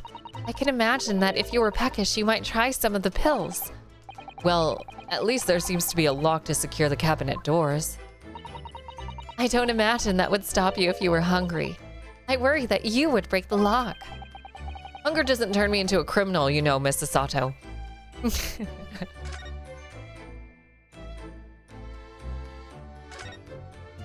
Ah, patient treatment notes. What do these say, I wonder? Endlessly obliging. I suppose that's referring to the patient in this bed. I would think so. And until Mr. Vigil is a little more stable. It's probably just as well that he has a kindly person in the neighboring bed. The endlessly part is a little worrying, though, isn't it? I mean, what if Mr. Vigil suddenly declared that he'd like to make a trip out the window? Would this endlessly obliging patient simply open it for him and say, "Be my guest"? Let's check with the doctor later. Crutches. Ah, look, a pair of crutches. Before we came to Britain, I hadn't realized that they were used here as well. I imagine they were imported into Japan from Great Britain in the first place. Oh, so no one in all of Japan broke a leg before their arrival? Anyway, the sight of these things doesn't bring back good memories for me. Oh dear. Did you injure yourself once and need to use some? When I was little, I thought they looked fun, so I borrowed a pair to play with. But then I slipped and sprained my ankle. I see. They contain powerful magic, those wooden staffs. The power to heal and the power to harm. I think a certain cheeky little boy managed to cause the harm all by himself. That's kind of fun.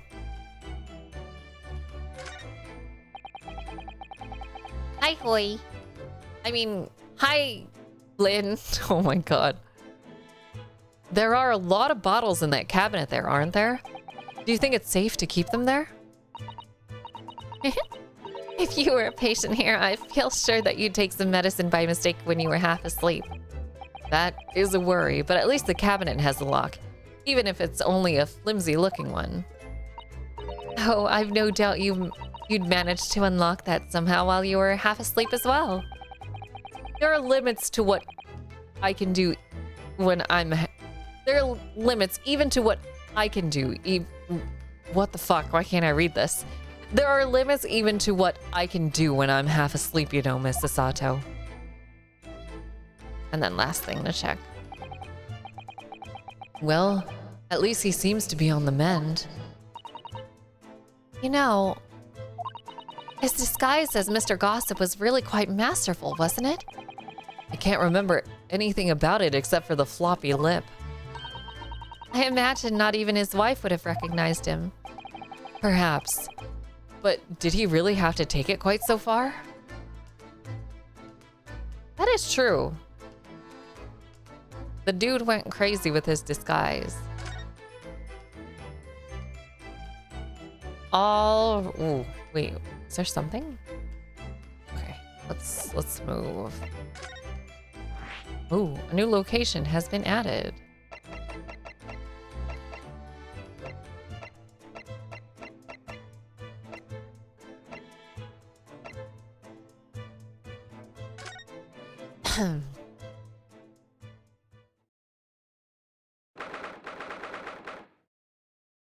Second of November, Barclay Prison, Governor's Office. Och, back again, are you? Yes. Hello. I've heard all about your investigations. I read the report just now. You found him, eh? Vigil? Yes, luckily. Well, anywho, the laddie does not work here anymore. So your case is not to do with Barclay.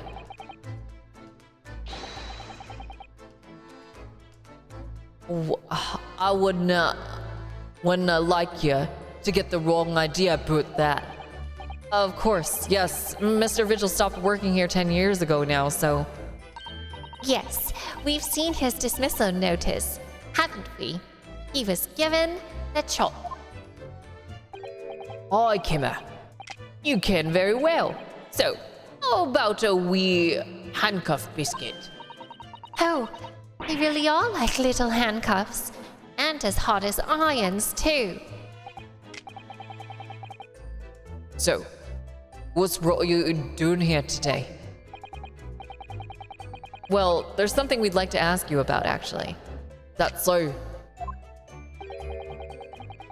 We believe there might have been a document that disappeared from Genshin Asogi's cell. I think it's been called the Asogi Papers or something?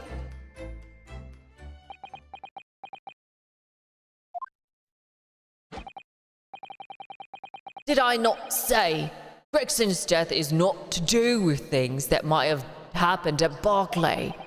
Leave the past in the past, laddie. Let's not footer about with irrelevant details. His expressions changed completely. Oh my god, how long was that on? I'm so sorry, you guys. We're clearly onto something here.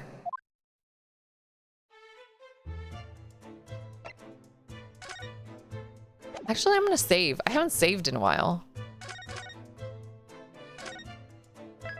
But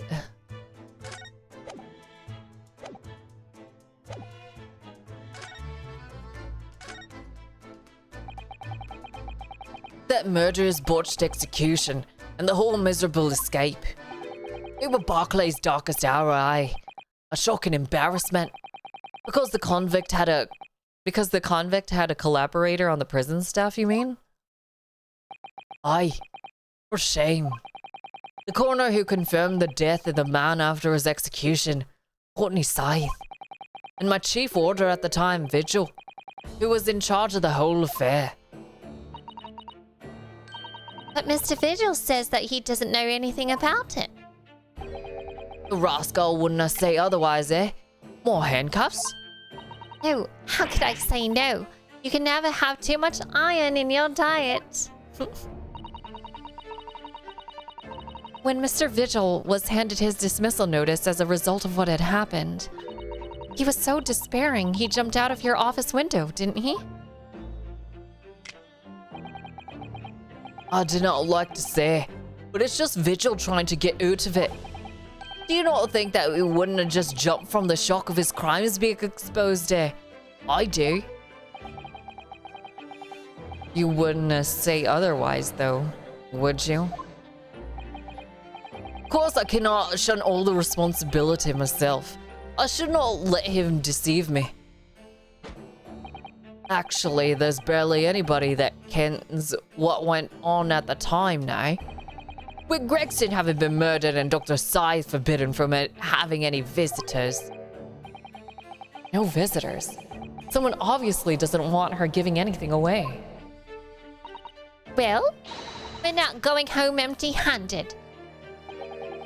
And I wouldn't dream of sending you packing with note. With note? What? Packing with note. Emma, here, take a handcuff or two. Oh, well, it would be rude to say no. Wouldn't want to become anemic. I suppose if there's nothing about, there's anybody who might still ken about what happened back then. It'd be that lass from the forensic division, Maria Gorey. Maria Gorey? Aye, Si's daughter. She did not have no more, just the one.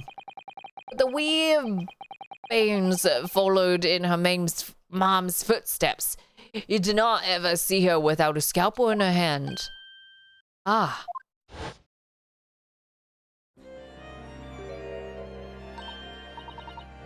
Mama, what is this?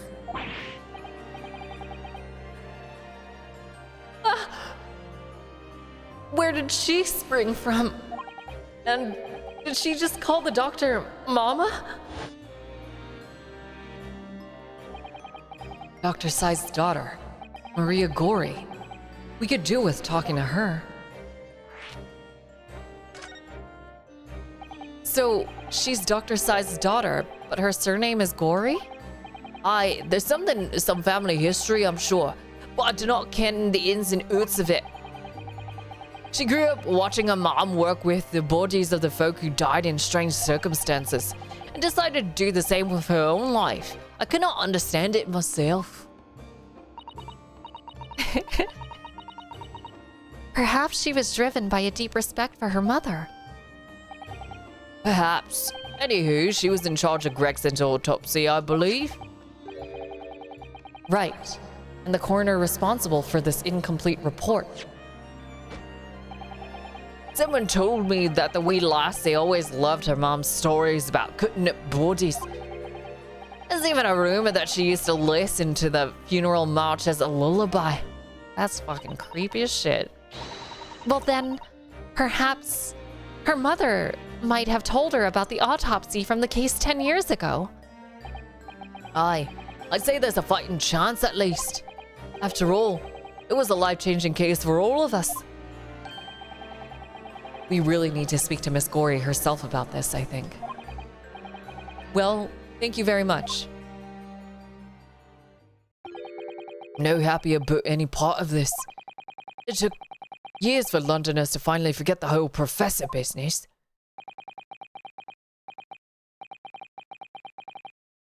Can you not give up on this, laddie? Stop asking pointless questions. I'm sorry. I don't like dredging up these painful memories for everyone. Can you not just stay away now? Leave me alone and do not come back here, huh?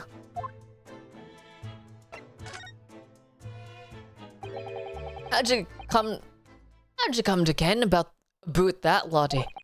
There's no many folk here in the prison who've heard of those papers. Well, I can't tell him Mr. Vigil told me. I'm afraid our sources must remain confidential, sir. We've been led to believe that the papers are actually a last will and testament. Is that right?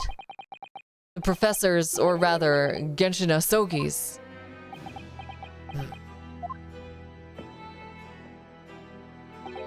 Aye, that's right. Well informed, Jimmy. Oh, is that the end of the silent treatment? But then after the convict's execution, it mysteriously vanished from his cell, didn't it? Havers no. You're off at a half-cock there. I think you did not quite get your facts straight. It was there in the cell, exactly where it should have been. Oh. Not what we heard elsewhere. Let me just have a wee hook around here. Sure I can find it. Aye, here you are. See? The last will and testament of Genshin Asogi, written with a calligraphy brush. Of course I cannot read a word of those Japanese squiggles, but I mind it says he leaves all his worldly possessions to his son back in his homeland. Yes, that's correct. That's the gist of it. So these are the Asogi papers? Aye, of course they are. Papers written by Asogi. No doubt about it. There's no mystery here, laddie. That's your lot. After all the stramish, all that slay stuff and execution, we sent the man's possessions back to his clan in Japan, and that was the end of it. I think we ought to make a record of this, Mr. Naruhodo, just in case. Yes, new evidence. The Asogi papers have been entered into the court record. The last will and testament of Genshin Asogi that Mr. Vigil claims disappeared after the convict's execution. Apparently, Mr. Asogi described it as the only weapon I have left. One thing before you go on your way, Mr. Naruhodo. Oh, yes? Those papers are not to do with Gregson's death. I'd prefer it if you did not make no mention of them outside this office. Or rather, I wouldn't just prefer it. Consider it an order from the highest levels of our government. I understand. We're totally gonna show this fucking shit off. Are you kidding me? Fuck off. Hold on. I kind of want to go back and present this to Vigil really quick and see what he thinks about it. I can't present him shit. Just kidding. Where is the...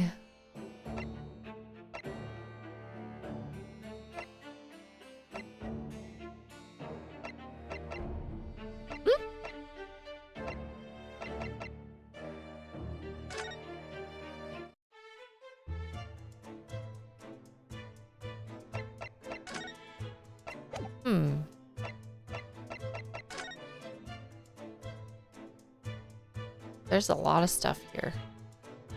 I don't know. Did we not examine this before? The deer has been staring at me for a while now. It has? The poor thing can't fit through the small hole in the wall, but it can't get its head back out again now either. It's giving me a woefully imploring look. It's not real, Mr. Naruhodo. It's stuffed. What? I mean, yes, of course it is. For a moment, I thought it was another assassin sneaking in from the ventilator. You know, that's something I never understood. Why do hunters keep, like,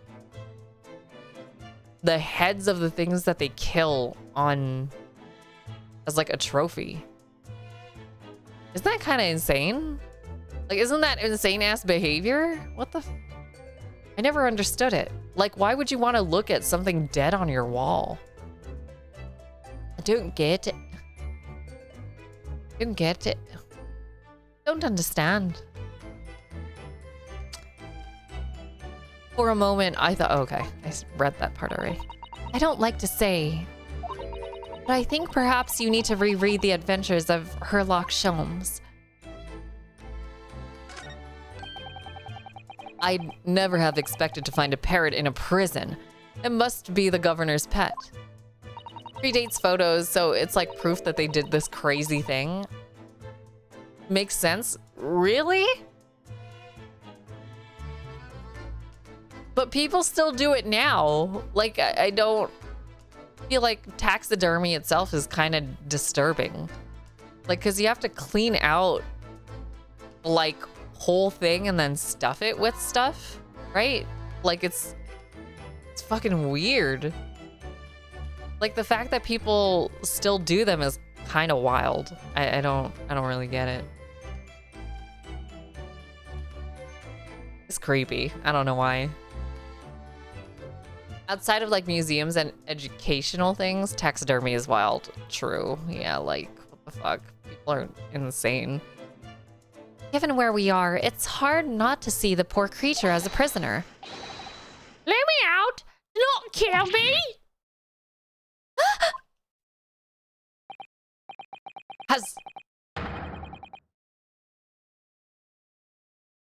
Has the bird learned to mimic the plaintive cries of the inmates in the cells?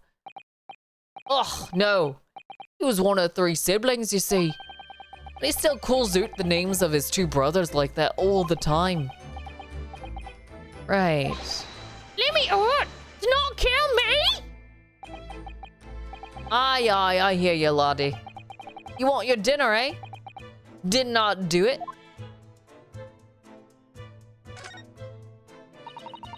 I suppose those are all former governors of the Barclay prison, aren't they? Either that or former inmates who the governor has sent to the gallows. Oh dear. They all have such severe expressions, I really couldn't deny either possibility. Especially the one on the extreme right. Its expression goes beyond severe into a whole new territory. That one's me. Oh my god. I'm terribly sorry, sir. Is it a prerequisite of the job, perhaps? Having a severe expression, I mean? Of course it's not. Although it is taken into consideration. A lot. An axe, a hunting rifle, and 4 pairs of handcuffs. That's a daunting collection. Ah, there's a story behind every one of those. You mean the rifle was a famous killer's murder weapon, and the axe was wielded by an infamous executioner? And the handcuffs were once used to immobilize a fierce 4-legged beast when it was arrested? I think you're in the realms of fantasy now, Mr. Naruhodo. Not those kind of stories, Jimmy. The axe was the one I used to chop down the cherry tree at my house. Mrs. Caden wasn't at the best please. Ha. And the cuffs on the left are the ones I caught my first burglar with back when I was just a bobby. The stories were a little different to those you imagined, I think. Weren't they? Yes, to my relief and in some small way, my disappointment.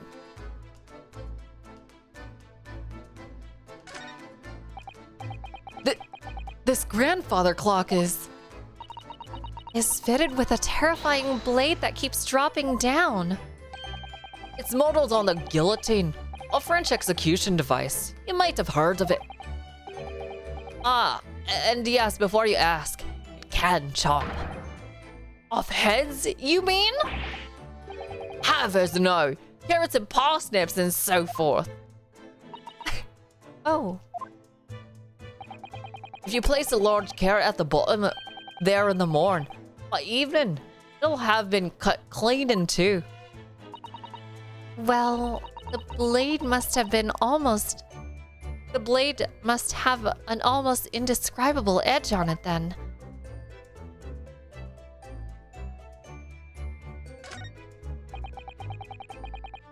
That's a very large cabinet full of papers, isn't it?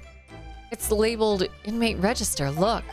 And all the files are all in alphabetical order. That's 50 years worth of Barclay's inmates. Whether or not they left alive after serving their term. And the details about the crimes they committed are recorded in there, like an epitaph, you might say. A record of crimes and punishments. How dispiriting. And yet, this man seems to be enjoying tea and biscuits as he talks about it.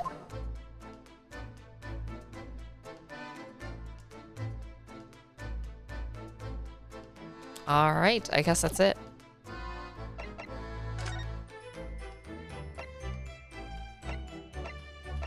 Was there any...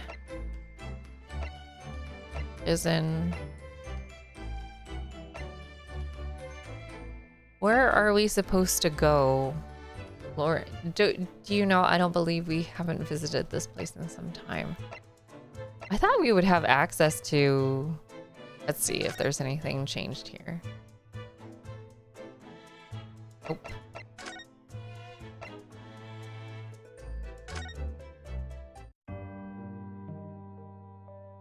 Nope.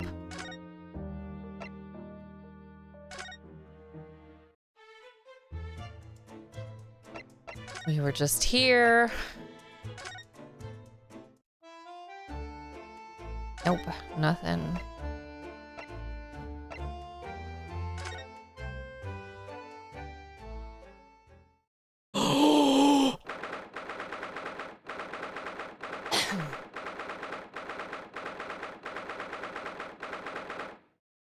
Oh, fuck. 2nd November, British Supreme Court, Lord Chief Justice's office. No arguments, Prosecutor Sogi. You will continue with the trial exactly as I instructed. Is that clear? Perfectly. It's Kazuma-sama. Defying Lord Strongheart by the sound of it. He never did know when to back down.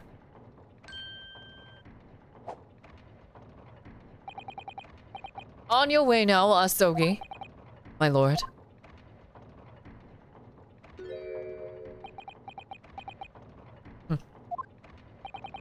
Kazuma.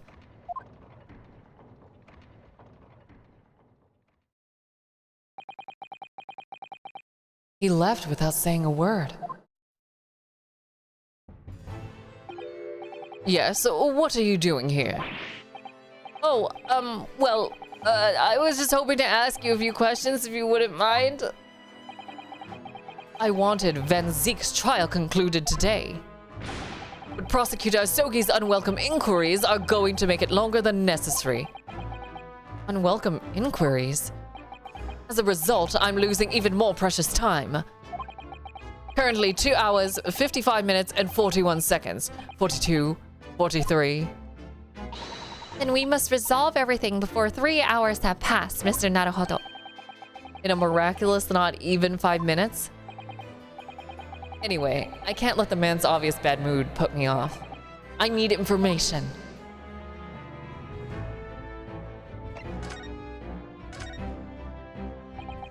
Also 2 hours if you want to take a break soon. Oh shit. Does Prosecutor Asogi believe that Lord Van Zeeks is the Reaper? I wouldn't know. It was 10 years ago, in that fateful closed trial, that Lord Van Zeeks came to make a name for himself among the judiciary. Oh fuck. Hold on, sorry. Ugh. Me eyes. Me eyes, me eyes, me eyes. Ooh, ooh, ooh. At the next trial he fought, he lost. It meant the ringleader of a criminal organization was acquitted, thanks to all the jurors being under duress. But that's awful. The man's freedom was short-lived. He lasted just 3 days. Yes, let me see. He died in a rock slide at his place of work, I believe. Correct. That was the inauguration of the Reaper of the Bailey. And people believed Lord Van Zeeks was responsible? He was brought to trial himself, but it was shown to have been an accident. So he must have had a solid alibi then.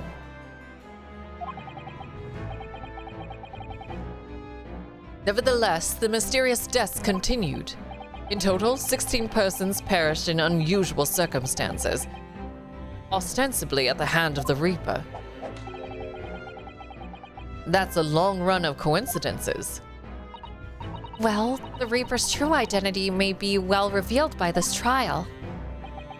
And the impact that revelation would have on the British public cannot be understated. Is that why it's a closed trial? Precisely.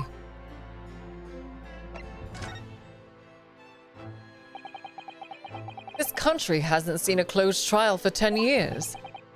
So the last one was the professor's? The trial of Genshin Asogi? Correct. Actually, we heard that originally you were going to prosecute the trial yourself, Lord Strongheart. Van Zeeks entreated me to relinquish the prosecution to him, that he might avenge his brother's death. And here we are, 10 years later, with the son of the man Van Zeeks had condemned, now looking to avenge his father's death in the same way. They do say what goes around comes around. However, it would seem that a new young prosecutor is harboring some ulterior motive as well. Kazuma is? I like my organization to run smoothly, in the exact manner I prescribe. As with the giant clock in here, I won't tolerate a single cog being out of step with the others. Ah, so that's what all these gears are about in here. The young man refuses to mesh with the other parts of my great machine. I will be forced to take steps. What do you mean? Not something with which you need to concern yourself. In any case, all your questions will be answered tomorrow.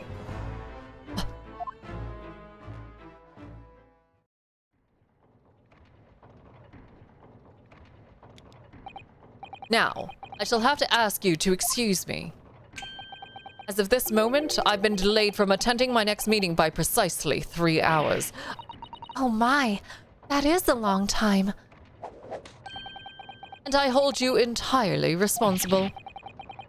Even though we just miraculously managed to fit everything into not even 5 minutes? I wonder if you might agree to us talking with Prosecutor Asogi? Discussions between the defense and prosecution outside the courtroom are generally frowned upon. However, I will make an exception in this case. Now go. You can find him in his office. Oh, thank you. Let's go! What the fuck? Let's go see him at once, Mr. Naruhodo. Kazuma's my best friend in the world, but I'm really not at all sure I know how to talk to him at the moment.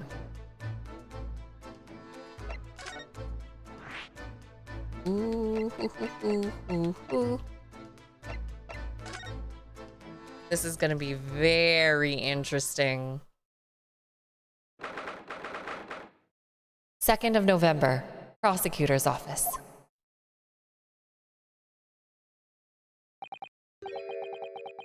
So this is the office of Prosecutor Asogi now, is it?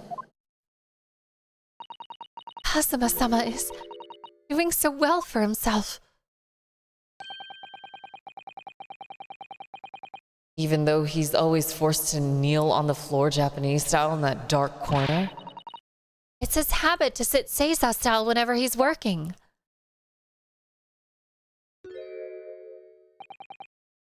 Kazuma.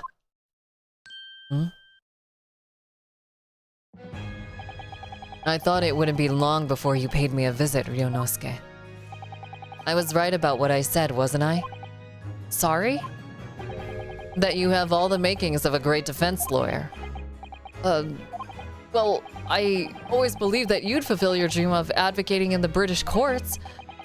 I just never imagined for 1 second that it would be as a prosecutor.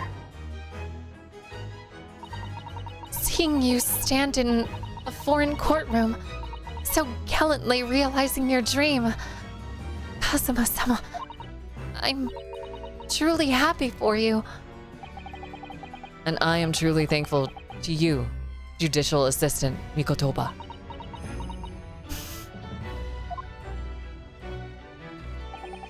Ryunosuke, I always thought it would be for fun for you and I to shake up the British legal system a little together. This isn't quite how I envisaged it, but I suppose it's just another twist of fate. I've learned a lot of things during my time in London. About how Susato's father was himself a visiting student here once, along with Judge Chijoku, and about what happened with your father. Then you'll have no difficulty understanding why I had no choice, why I had to find a way to get to Britain as a visiting student myself. I want to hear it from you, Kazuma. As you wish, Ryunosuke Naruhodo.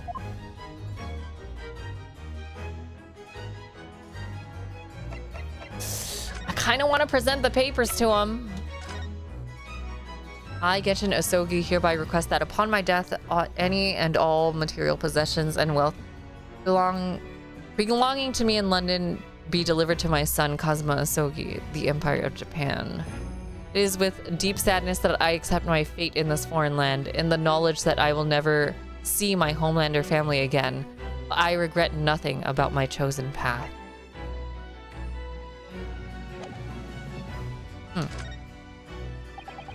Kazuma, what do you make of this?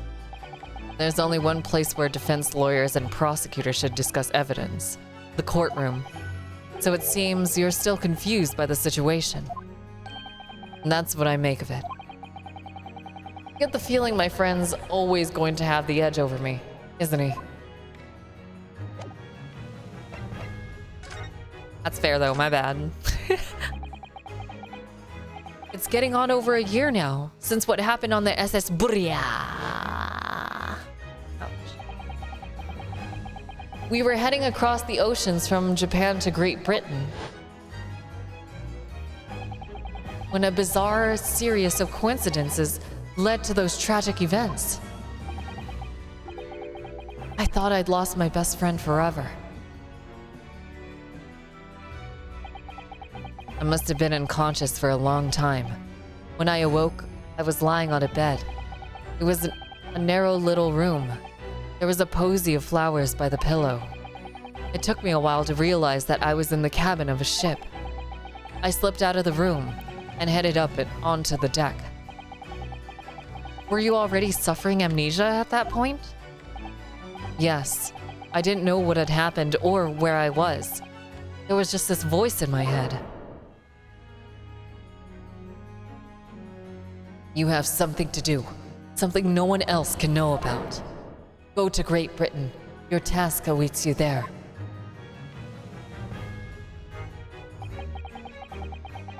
It was a calling I couldn't ignore. It compelled me relentlessly. Out on deck, I saw that I was on a huge steamship, and we were docked in a large port. It must have been Hong Kong. Yes, it must have been.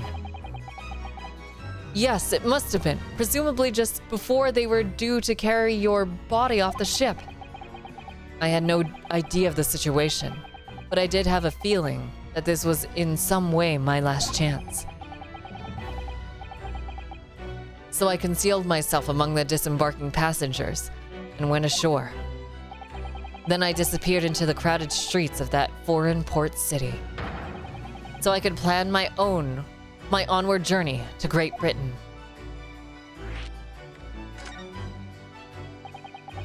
Just under a year ago, with all my past memories lost to me, I was left behind in Hong Kong. Everything was foreign to me. The sights, the sounds, the smells. My head reeled. I was truly at a loss. I realize now that I'd escaped as a dead man, with nothing but the clothes on my back. No money, of course. Oh, how terrifying for you. Luckily, though, I had 2 feathers in my cap. And what those feathers may be, we will learn in just a bit, but I'm gonna go ahead and take a break. I need to just not talk for a little bit. So take this time for yourselves, go get something to eat, go get something to drink, and I will see all of you back here with even more of the Great Ace Attorney Chronicles, featuring specifically the Great Ace Attorney 2, Resolve. I'll see you in a bit.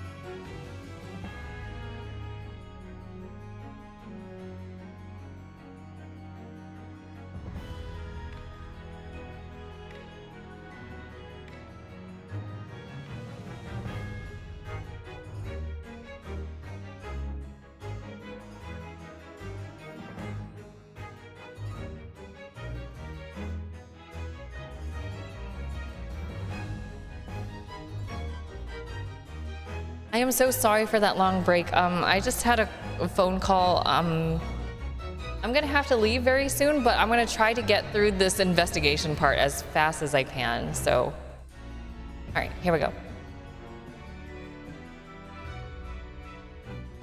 What are these feathers in his cap? We will find out. Meow.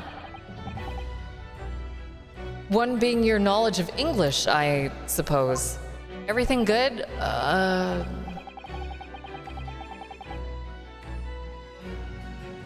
How do I put this? It's like,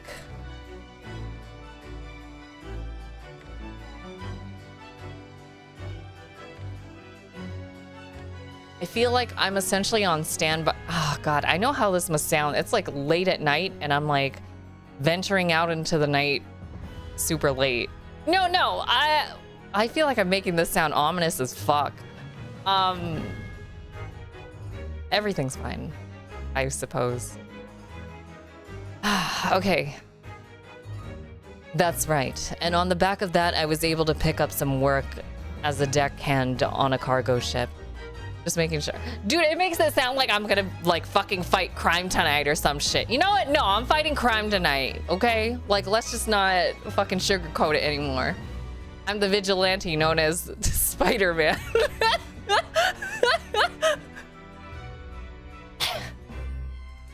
She's waiting for the name of her target. And then I'm like, what's it called? What is the...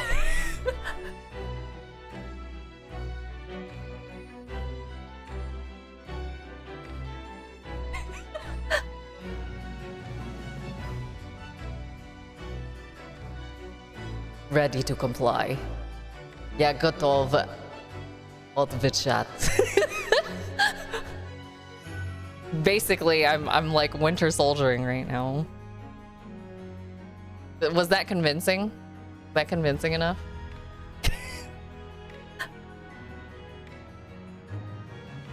That's right. And on the back of that, I was able to pick up some work as a deckhand on a cargo ship. Eventually, after calling at countless ports, I finally arrived at Dover.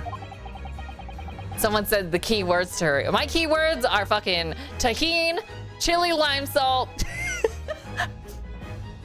and hot dogs over corn dogs, okay? Also micheladas and spicy hot dogs. Yeah, that's my, those are my trigger words. And then after, as soon as you say all of that, I'm like, Я готов отвечать. ready to comply. I'm sorry. That must have been some 3 years ago now. Your formidable tenacity of purpose showing itself again. I mean, the man had lost his memory and had literally nothing to his name. But he still managed to make his way to London on the opposite side of the world. Of course, I had no idea why I'd move heaven and earth to get there at that point. So, how did you end up becoming Lord Van Zeek's apprentice then? That can only be called an extraordinary stroke of luck, really. You see, I stopped at the border because I had no papers. They took me straight to Scotland Yard. By sheer coincidence, Lord Strongheart was there to attend a meeting. That's when the second feather in my cap came into play. Would that have been your knowledge of the law? Yes, exactly. Lord Strongheart was curious about an Easterner with an intimate knowledge of British law. He took me back with him into the Supreme Court and assigned me to the prosecutor's office. And then, 9 days ago, you finally got your memory back after the trial involving Drebber. Yes, I did.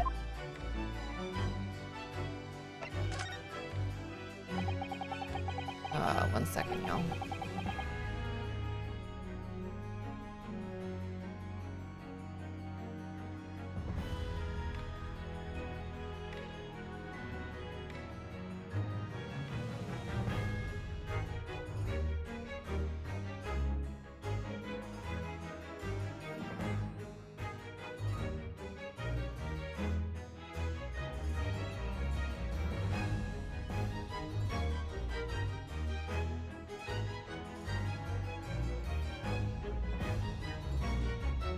Ever since I first met you at Yume, you talked about your dream. That's funny because Yume means dream. Mark my words, Ryunosuke. I'll be chosen as a visiting student and make my way to Great Britain someday. Did you know the entire time about what happened to your father here? 16 years ago. When my father left on that exciting trip to Great Britain, I was just a boy. We took a photograph together the day before his departure. It's my last memory of him. But what I remember most about my father is his unswerving sense of justice. 6 years after he left, a gentleman called at our family home. He told me that Genshin, my father, had been taken ill in England and passed away. It was Professor Mikotoba, your father, Susato-san.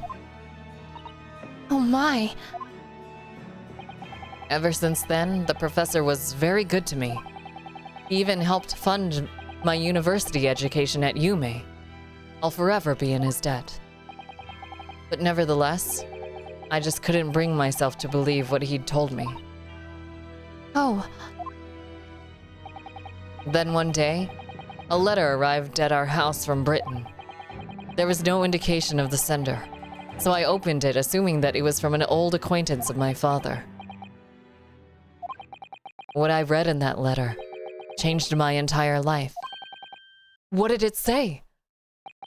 It said that my father had been a mass murderer, and the writer cursed the Asogi name. Oh no. As a result of that letter, I found out what had been hidden from me all those years. Presumably, the letter was sent from a relative of one of the victims. If whoever it was that had been a member of the judiciary, he could have been present at the closed trial. The letter revealed that my father had been sentenced to death, executed for being a killer. I'm so sorry that you had to find out that way. I imagine the British government did its very best to silence whoever sent that letter. But someone who knew the truth and couldn't bear the resentment was always going to be a problem. still, it could have been written by anyone. Why would you believe such a thing? There was a newspaper cutting included with the letter. It was the first I'd ever heard of the professor and his terrible killing spree.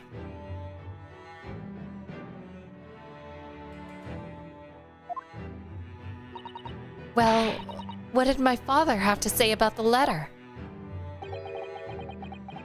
I couldn't bring myself to show it to him. What? Why not? Because he deliberately concealed the truth from me by telling me my father was taken by a fatal illness that couldn't have been easy for him, and he'd done it out of consideration for my own feelings.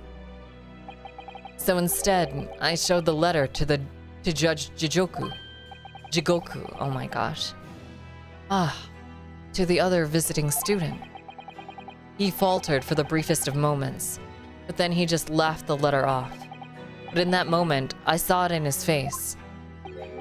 He was undeniably shocked, shaken momentarily before recovering his poise.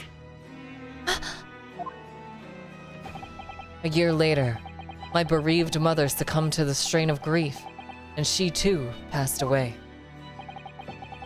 That's when I made up my mind that one day, without fail, I would cross the seas to Britain and seek the truth for myself. The truth about my father, Genshin Asogi.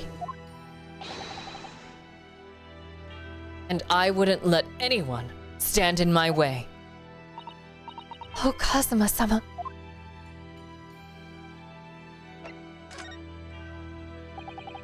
What we learned today in court turned things completely on their head.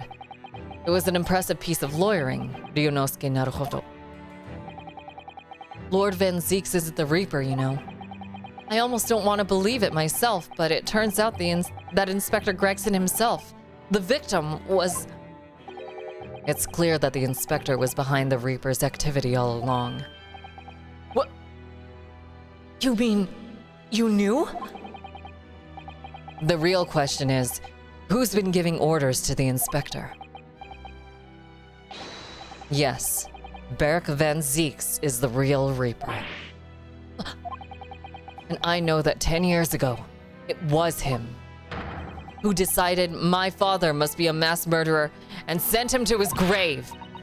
No, he was merely seeing that justice was done as the law dictates. He's not to blame. Ultimately, it's the people who condemn people. The law is just a tool that they use to do it. And when a man condemns another, he must take responsibility for his actions. Of course he must. But I know for certain that my father would never have taken another man's life. Kazuma. On the contrary, my father's life was taken by the Reaper.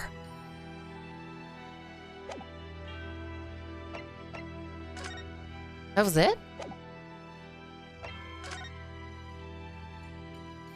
Okay, there are probably a ton of things to check out here. Nothing particular of note. There's Lord Van Zeek's incredibly stylish desk. It's not my style, though. No, I noticed you've been working at the little table on the floor, kneeling down Seiza style. I thought it was some kind of punishment set up by Lord Van Zeeks when I first saw it. I find it the most comfortable way to work. I can't do it. After a couple minutes of sitting with my legs folded underneath me, they start to go tingly. Don't exaggerate, Ryunosuke. We both know you can't even manage a minute. Jesus. That's some gay-ass shit to say. Sorry. My, AO3 fanfic brain, fucking took over for, just the littlest moment. Oh my god, I'm sorry. Lord Van Zeek's fine collection of hallowed chalices and bottles neatly lined up. Yes, he's extremely particular about all that.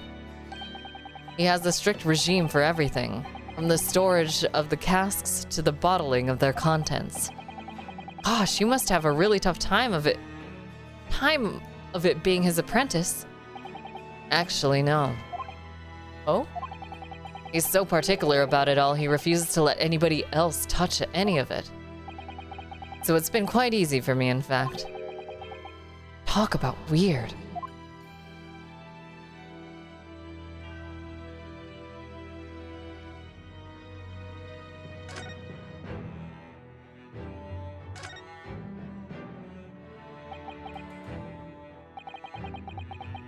God, he's so handsome. Who the fuck? Do you know who the man in the portrait is?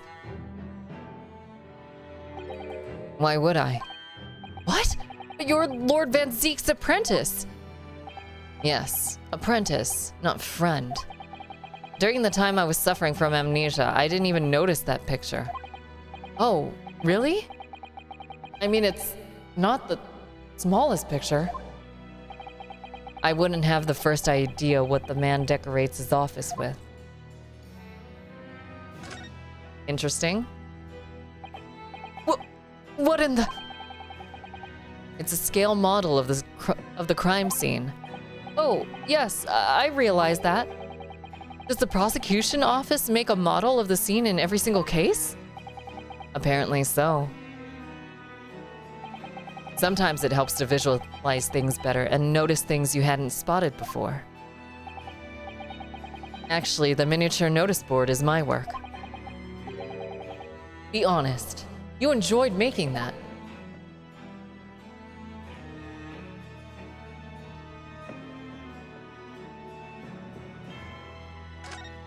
Are those fucking bats, dude? Oh my god, what the fuck? What?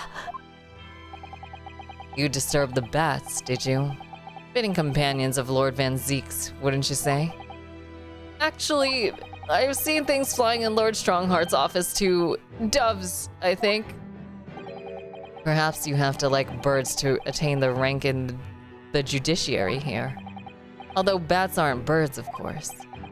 How about a sparrow for you? What's that supposed to mean? Oh, nothing. Sorry. Just thinking out loud.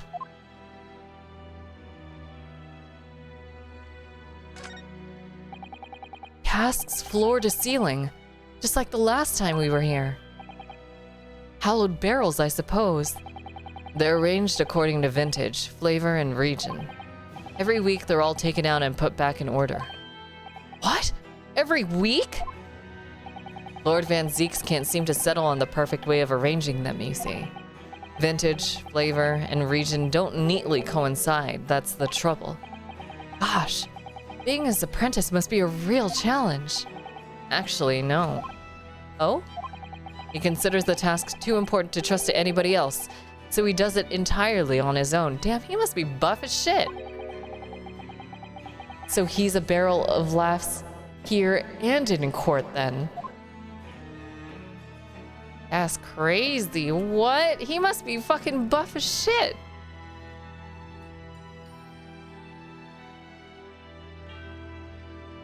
I think I'm supposed to show him something.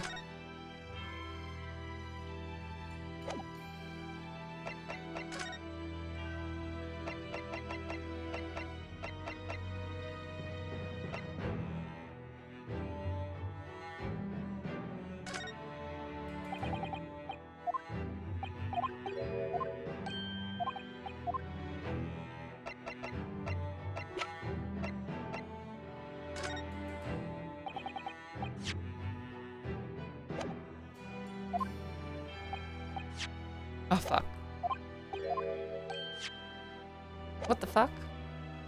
Oh, I'm pressing that button. Oopsie.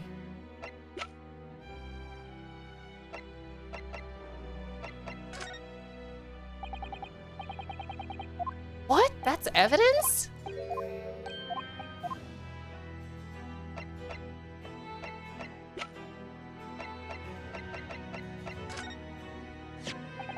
Kazuma.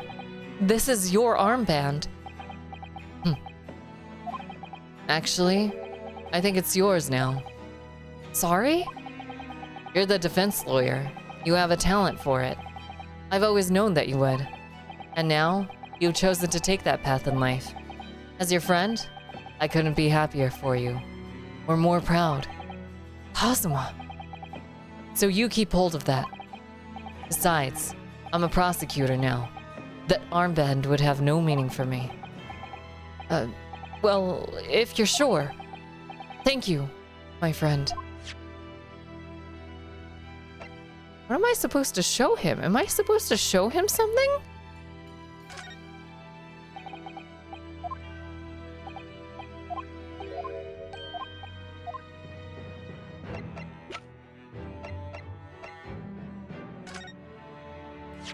Oh, shit.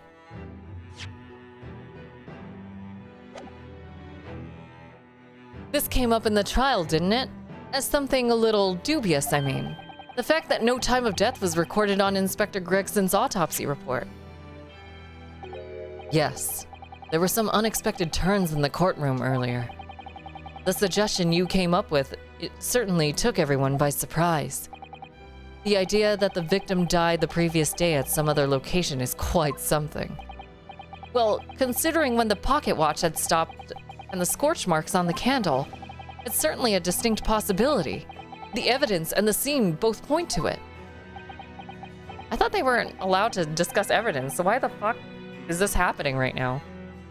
I think it's the autopsy report, right? So it's like something that's kind of in between the two of them, right? To be honest, it bothered me too. So I paid a visit to the autopsy room earlier. The coroner responsible wasn't there, but I got a name. It's Dr. Gory. It wouldn't be trouble. It wouldn't trouble you, Kazuma-sama. We'd very much like to speak with the coroner, too. Of course. The last thing I want is for anything to be brushed under the carpet. Scotland Yard's autopsy laboratory is behind Lowgate Cemetery. Lowgate Cemetery? My Barclay prison, you mean? Ah, you know it, do you? The prison where my father was incarcerated and robbed of his life. Kazuma-sama. Well, thank you. We'll pay a visit to the laboratory later today. That's the one thing I needed to do. Ryunosuke, I want to thank you. What for? For this.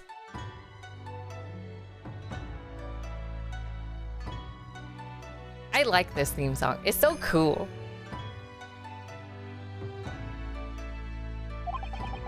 You safeguarded the soul of the Asugi clan.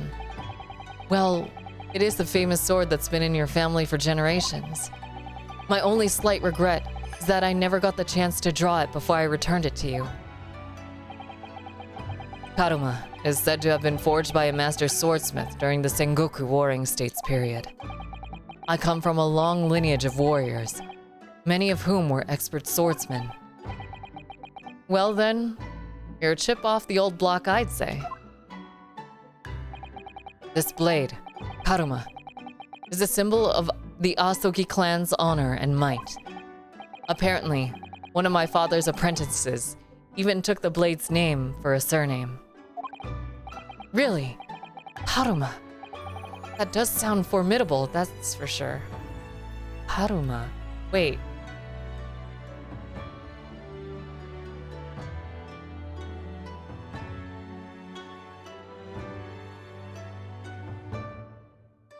Oh, okay, no, that's kuruma. Kuruma means car. And I was like, wait a minute. Kuruma is car. Karuma is a different thing. 16 years ago, when my father was a visiting student here in London, he had this sword forever at his side. Which why it means so much to me that I have it by my side again now too. And that is all thanks to you. It was an honor. As the car sword. It's like the, what do you call it? The train katana. Or, what do you call it? In 14. The one go wow wow or bing bing bing bing bing. Or it goes. Wait, no, I don't want to do it.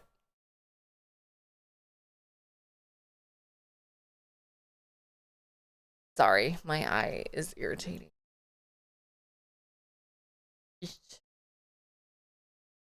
Now I have preparations to make for tomorrow. Perhaps I said a little too much. Kazuma, you've changed. No, Ryunosuke. I haven't changed at all. It's you who's changed. I can completely understand your resentment of Lord Van Zeeks, given what happened. But the fact is, those events and this case are, well, unrelated? Is that what you wanted to say? How can you be so sure? What do you mean? Never mind. The man is a Reaper. And it's for that reason that Inspector Gregson was killed. I'm going to prove as much in court tomorrow, by whatever means necessary. I can't let you do that, Kazuma. I know you'll do what you have to, as a lawyer. But I'm sure I don't need to tell you that I won't be taking any prisoners in the courtroom. I would expect nothing less. Until tomorrow, then, in the Old Bailey.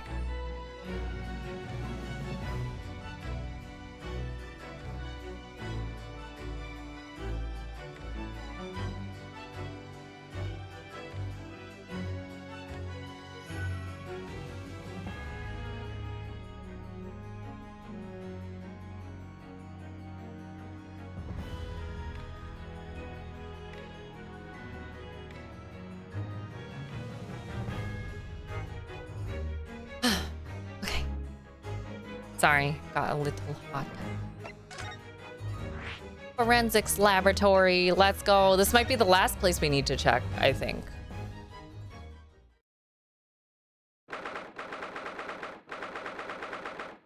Second of November, forensics laboratory. This place really is creepy, isn't it? Well, being a dead room, it's probably full of spirits of the dissected. But actually, there's a rather pleasant scent of roses in the air. Well, being a dead room, the coroner probably needs a bold scent like that to mask the odor of death. Iris? Do you think we could change the subject?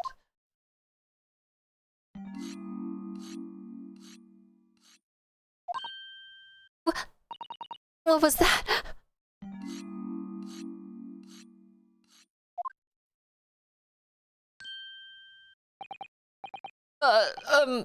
Dr. Gory?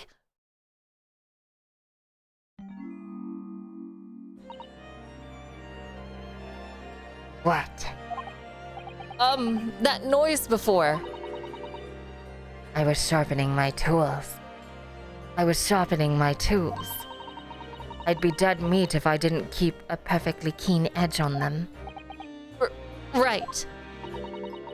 When following the collagen fibers in the dermis, an expertly sharpened scalpel cuts like cheese. Would you like a demonstration? Oh, yes, please. I'd love to see. Then, I think you'll do nicely. Huh? No, I wouldn't do nicely at all. I mean, maybe some other time.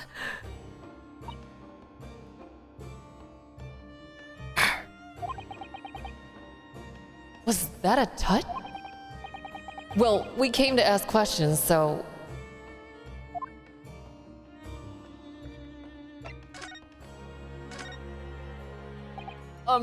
We actually have met before. I'm a lawyer, if you remember.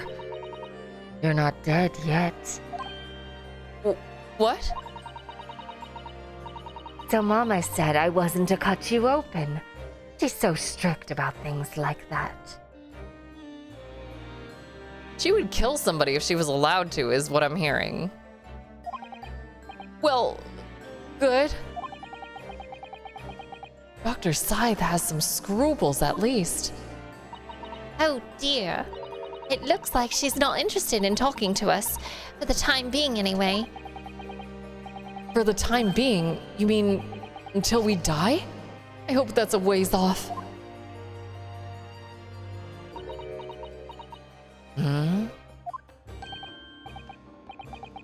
Sorry, but I wasn't planning on dying anytime soon.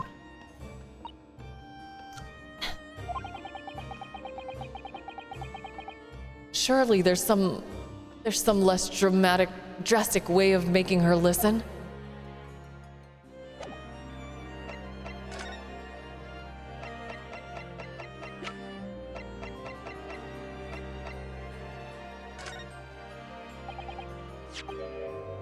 Dr. Gory, we actually came here to ask you about this.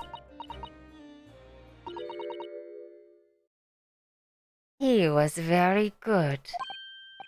Good? Sorry?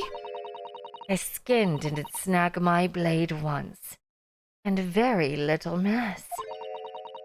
His joints dislocated easily, and his muscle tissue was a pleasure to work with. We can skip those details. But there's one thing about the report that's caught my attention. You don't seem to have recorded a time of death?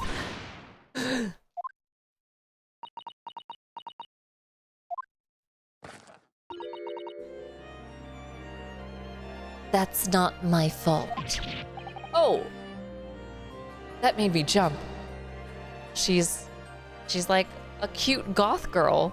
What the heck? She does kind of look like a deathly doll, though. It's crazy. Oh, that made me jump.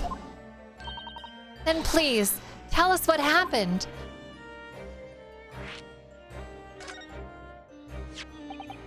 So, why doesn't this autopsy report include the victim's time of death then? It's really the most crucial detail. I was told not to write it. What? By whom? Mail Strongheart, the Lord Chief Justice. He came here. Lord Strongheart came? He said that from the witness statements about the gunshot and the other evidence, it was obvious.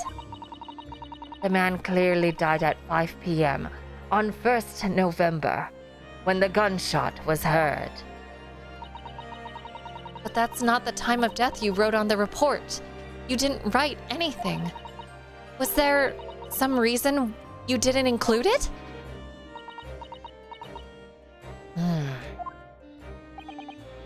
Dr. Gory, if you're hiding something under Lord Strongheart's instructions, then sooner or later you're going to go the same way as your mother. Give it here then.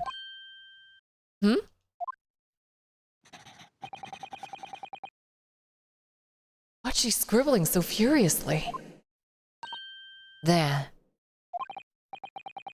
You've written... What? Oh, what's she written? Tell us. Indeterminate. But The details of the autopsy report have been updated in the court record. The autopsy report from the examination of Inspector Gregson's body.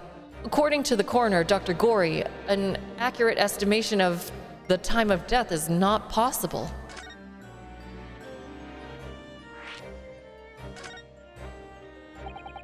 What do you mean by that? Why was the time of death indeterminate? when the specimen was brought in, it was still fresh. So the time of death could easily have coincided with when the gunshot was heard. But there was one small discrepancy. What discrepancy? There was some fried fish in the pocket of the specimen's overcoat. And that fish had started to rot. What? The victim liked fresh fish. He presumably liked to eat it before it went off. Well, yes. What are you really trying to say? It's possible that someone tried to manipulate the apparent time of death. Manipulate the... Is that even possible to do? Theoretically, if you were to chill the body on ice, you could delay the onset of putrefaction. And if the overcoat on the body wasn't on... And if the overcoat wasn't on the body at the time, then only the fish would have started to rot. With today's science, it's not yet possible to determine if the body was chilled or not. But today's science is advanced enough to let you freeze a corpse, it seems. But surely, to chill a corpse like that would require an enormous electrical refrigerator. And I don't imagine many households in London are equipped with such a device. No, definitely not. But maybe in a factory. Some other special places. I don't recall seeing any factories or such like on Fresno Street, though. I wonder if the inspector's body had been chilled somehow. What might the actual time of death have been? I couldn't say for sure. But at the most, it might have been a day earlier. No! In other words, It would corroborate. Sorry. In other words, wait 1 second. I'm losing voices.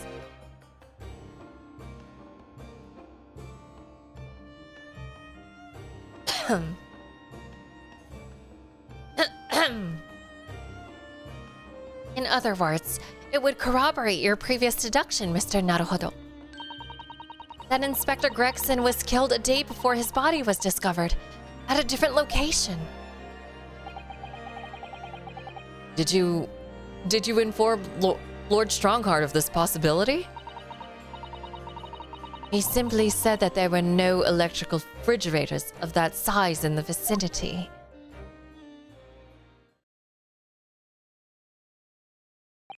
Oh yes, one other thing. It's something the governor of the Barclay prison told us. He said that your mother, Dr. Scythe, was responsible for confirming the death of the professor after his execution. The professor. Apparently you always enjoyed listening to your mother's stories about her work, so we were wondering if you might know something about what happened 10 years ago. That's not all Mama did. Sorry? My mama carried out the autopsy of Clint Van Zeeks as well. What? Really? The brother of Lord Van Zeeks, the professor's final victim. The idea of carrying out an autopsy on a member of the aristocracy was completely unthinkable back then. But the detective in charge of the investigation insisted, and it was miraculously authorized. That detective being Inspector Gregson, of course. Quite an accomplishment for one man. That autopsy provided the vital clue needed to arrest the killer. And Mama was there for that historic event. What does this all mean? You know, that amazing autopsy happened right here in this very room. The professor and Clint Van Zeeks both spent their final moments before their burial on that dissection table there. So this lab, Mama's lab, was instrumental in some of the country's most important events. She really is proud of her mother. I wonder if you'd tell us more about exactly what happened back then, Miss Dr. Gory?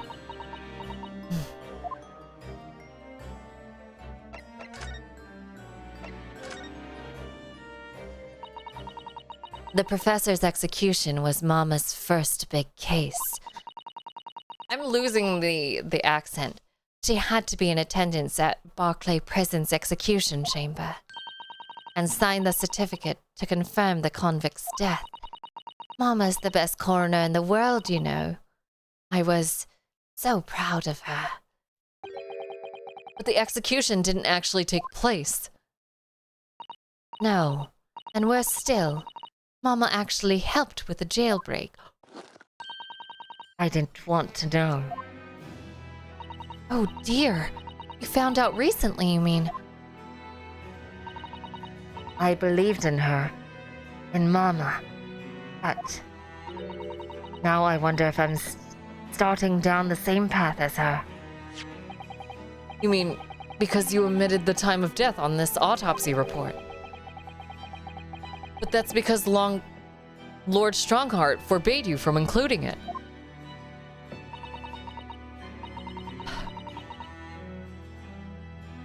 Just like Mama, I'm sure she was coerced by somebody too. Yes, that's my feeling as well. I like the ribbon that she wears. It's very cute. On her head, it's very cute. I like her. There's no doubt that there were powerful forces at play 10 years ago. The execution couldn't have been staged without a lot of people at the prison knowing about it. Obviously, the prison governor must have been in on it as well. The big man with the little handcuffs? According to what he told us, he was tricked by the chief warder. He says he knew nothing about it. Of course he said that. I'd say the same thing. Just who was behind the jailbreak all those years ago? You mentioned the autopsy of Clint Van Zeeks.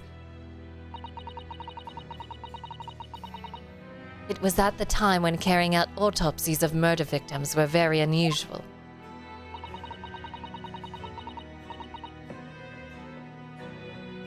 Huh, holy fuck. Sorry, guys. I was up by like 7:30 this morning, so please excuse me that I'm kind of feeling it at the moment. It's still not a practice that's observed in our country, even now. It turned out that he was the professor's final victim, and when the autopsy was performed, Mama was present, although only as a secondary assistant. The person leading the procedure was called Dr. John H. Wilson.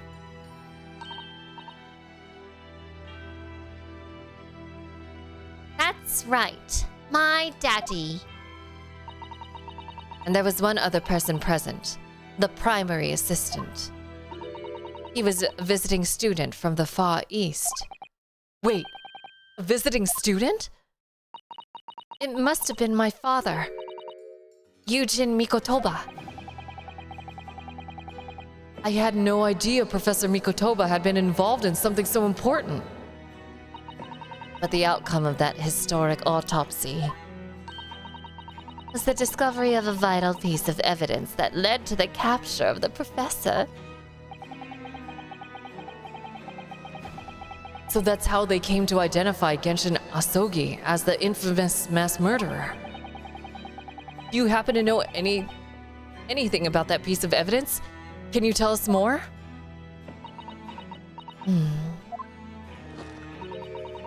Would you like to see the records for yourself? What? Would that be all right? That's the point of keeping records if people can't... What's the point of keeping records if people can't look at them? They're filed under V at the back of those cupboards with the other records from the last decade. Thank you. Let's see. Van Zeeks. That's strange. What, Mr. Nanohodo? They aren't here. There's nothing under Van Zeeks. There must be. Perhaps someone took them away? No. No one's allowed to take documents related to the professor's case out of this room. But you're right. They're gone. Well, when was the last time somebody looked at them? Do you remember? It was... Oh yes, I remember now. It was 2 years ago. A consulting detective came one day saying that he'd like to see the records. No. You don't mean... Herlock Sholmes was his name. Motherfucking idiot! Ugh. Okay, well... Ugh. Deep down, I knew that was coming. Do you think he stole the records? Oh no, surely not. Iris, that can't be right. Can it?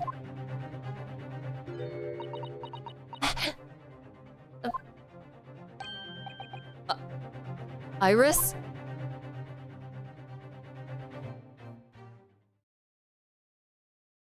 Fuck!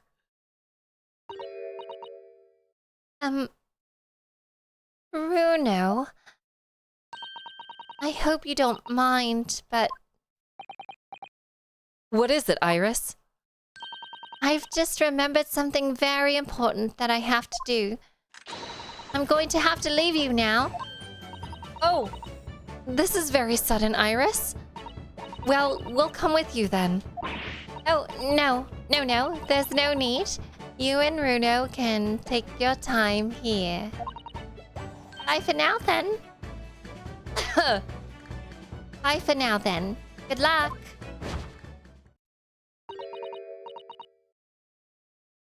wait a minute, little girl. Huh? Me?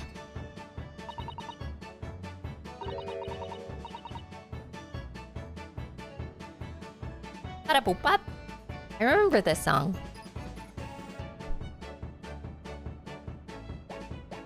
Ba-da-boop-bop. Ba-da-boop-bop. I remember now. You've been here before, haven't you? Have you? Iris? Yes, 2 years ago, when that detective came. You were with him, weren't you? You were a living specimen then, too. That's the way it usually works, yes? Was I really don't remember. Anyway, sorry, but I must dash. Wait, Iris. I'll brew up a pot of tea for you when you get home. What's the matter with her? She's behaving really strangely all of a sudden.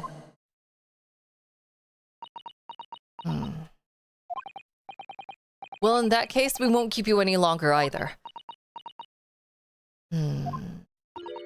It's been quite a while since I've had any visitors. This was really fun.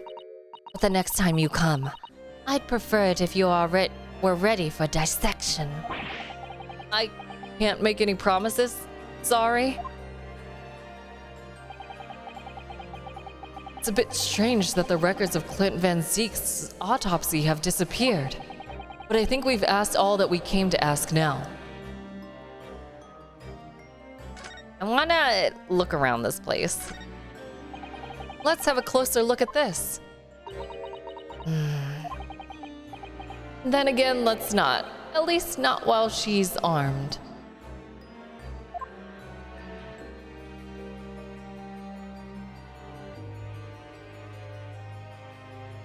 Oh, we're not looking at anything while she's here.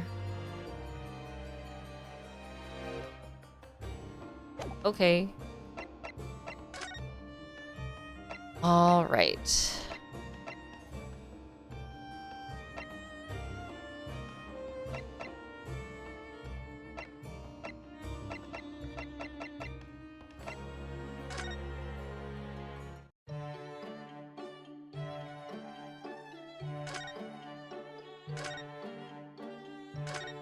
Iris is not here.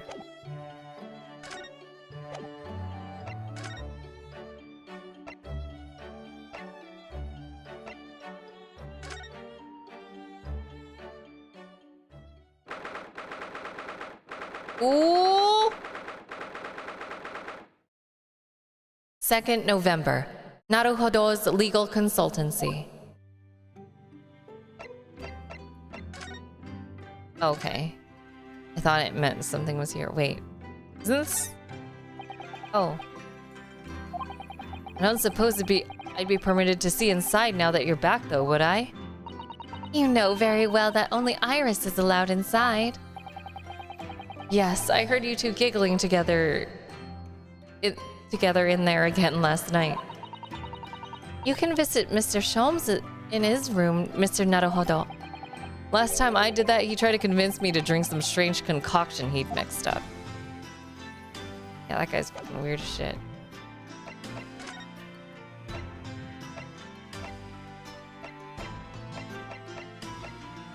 Wasn't there a, like, thrift store that wasn't there, like, a manuscript that was there or something? I feel like maybe Iris... Nothing here.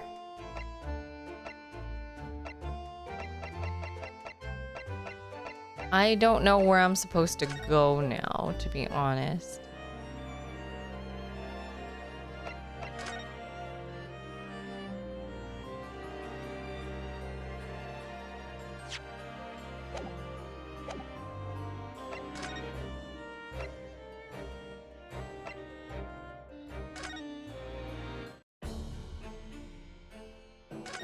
Oh, oops.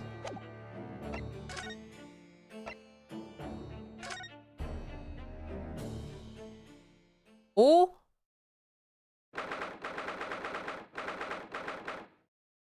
Second November, room on Fresno Street. Room on Fresno Street.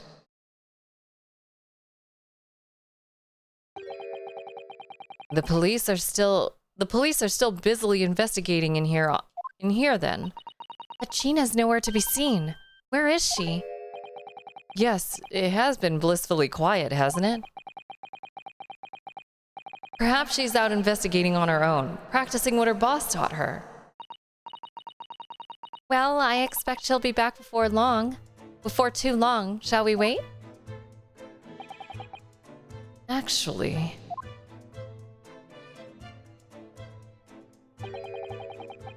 There's something different about this room since the last time we were here, isn't there?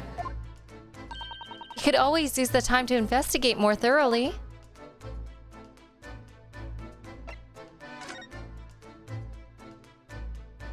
That was not here last time.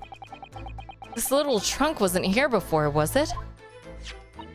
Oh, it appears to be made out of metal. It must be very heavy. I wonder to whom it belongs.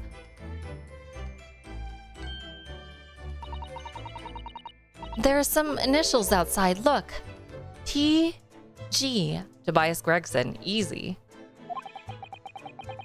Let's ask one of the policemen if they know how it came to be here. Oi! What do you think you're doing? That's my trunk, it is. Hands off. Gina! Where were you hiding? I don't know, you leave something unattended for a few seconds and every Tom, Dick, and Harry's got his greedy eyes on it. Just a wild guess, Gina, but... What? Spit it out, Otto. Is it fair to say that you've only owned that trunk since this morning's trial? What are you trying to say? Come on, this trunk goes with me everywhere. Always has. Where have you been in the last year? Trying not to incur your wrath, mainly.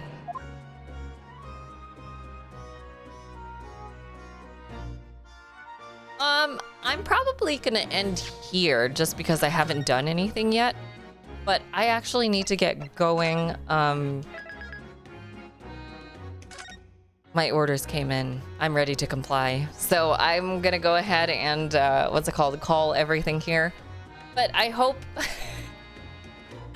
I hope you guys, Hope you all had a good time with me this evening. I hope it wasn't too crazy of a time, and yeah. I'm really happy that we're playing this game again. I'm gonna try to limit this to only one.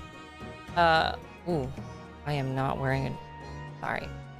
I'm probably gonna try to limit this to like once a week if that's okay.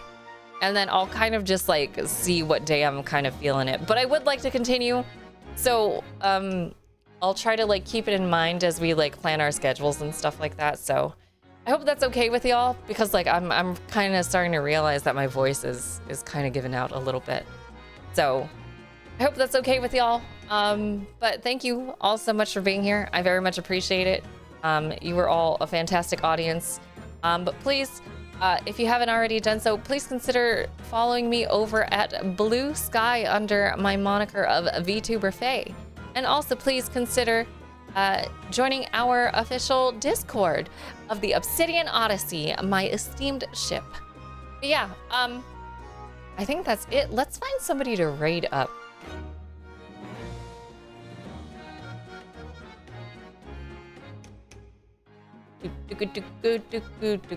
Ooh! It looks like Tatsu's doing the summer event in Nikkei. So y'all have a good time over at Tatsu's channel. He's really, really cool. He's very, very good at the games that he plays. Like really, really freaking crazy good. So enjoy your time over with him. And I will see all of you again very soon. Thank you so much for watching. And if you didn't know it already, my name is Faye. And I'm hoping to see you in trial another day. Take care. See you again soon. Bye. Thank you for being here. I love you. Bye.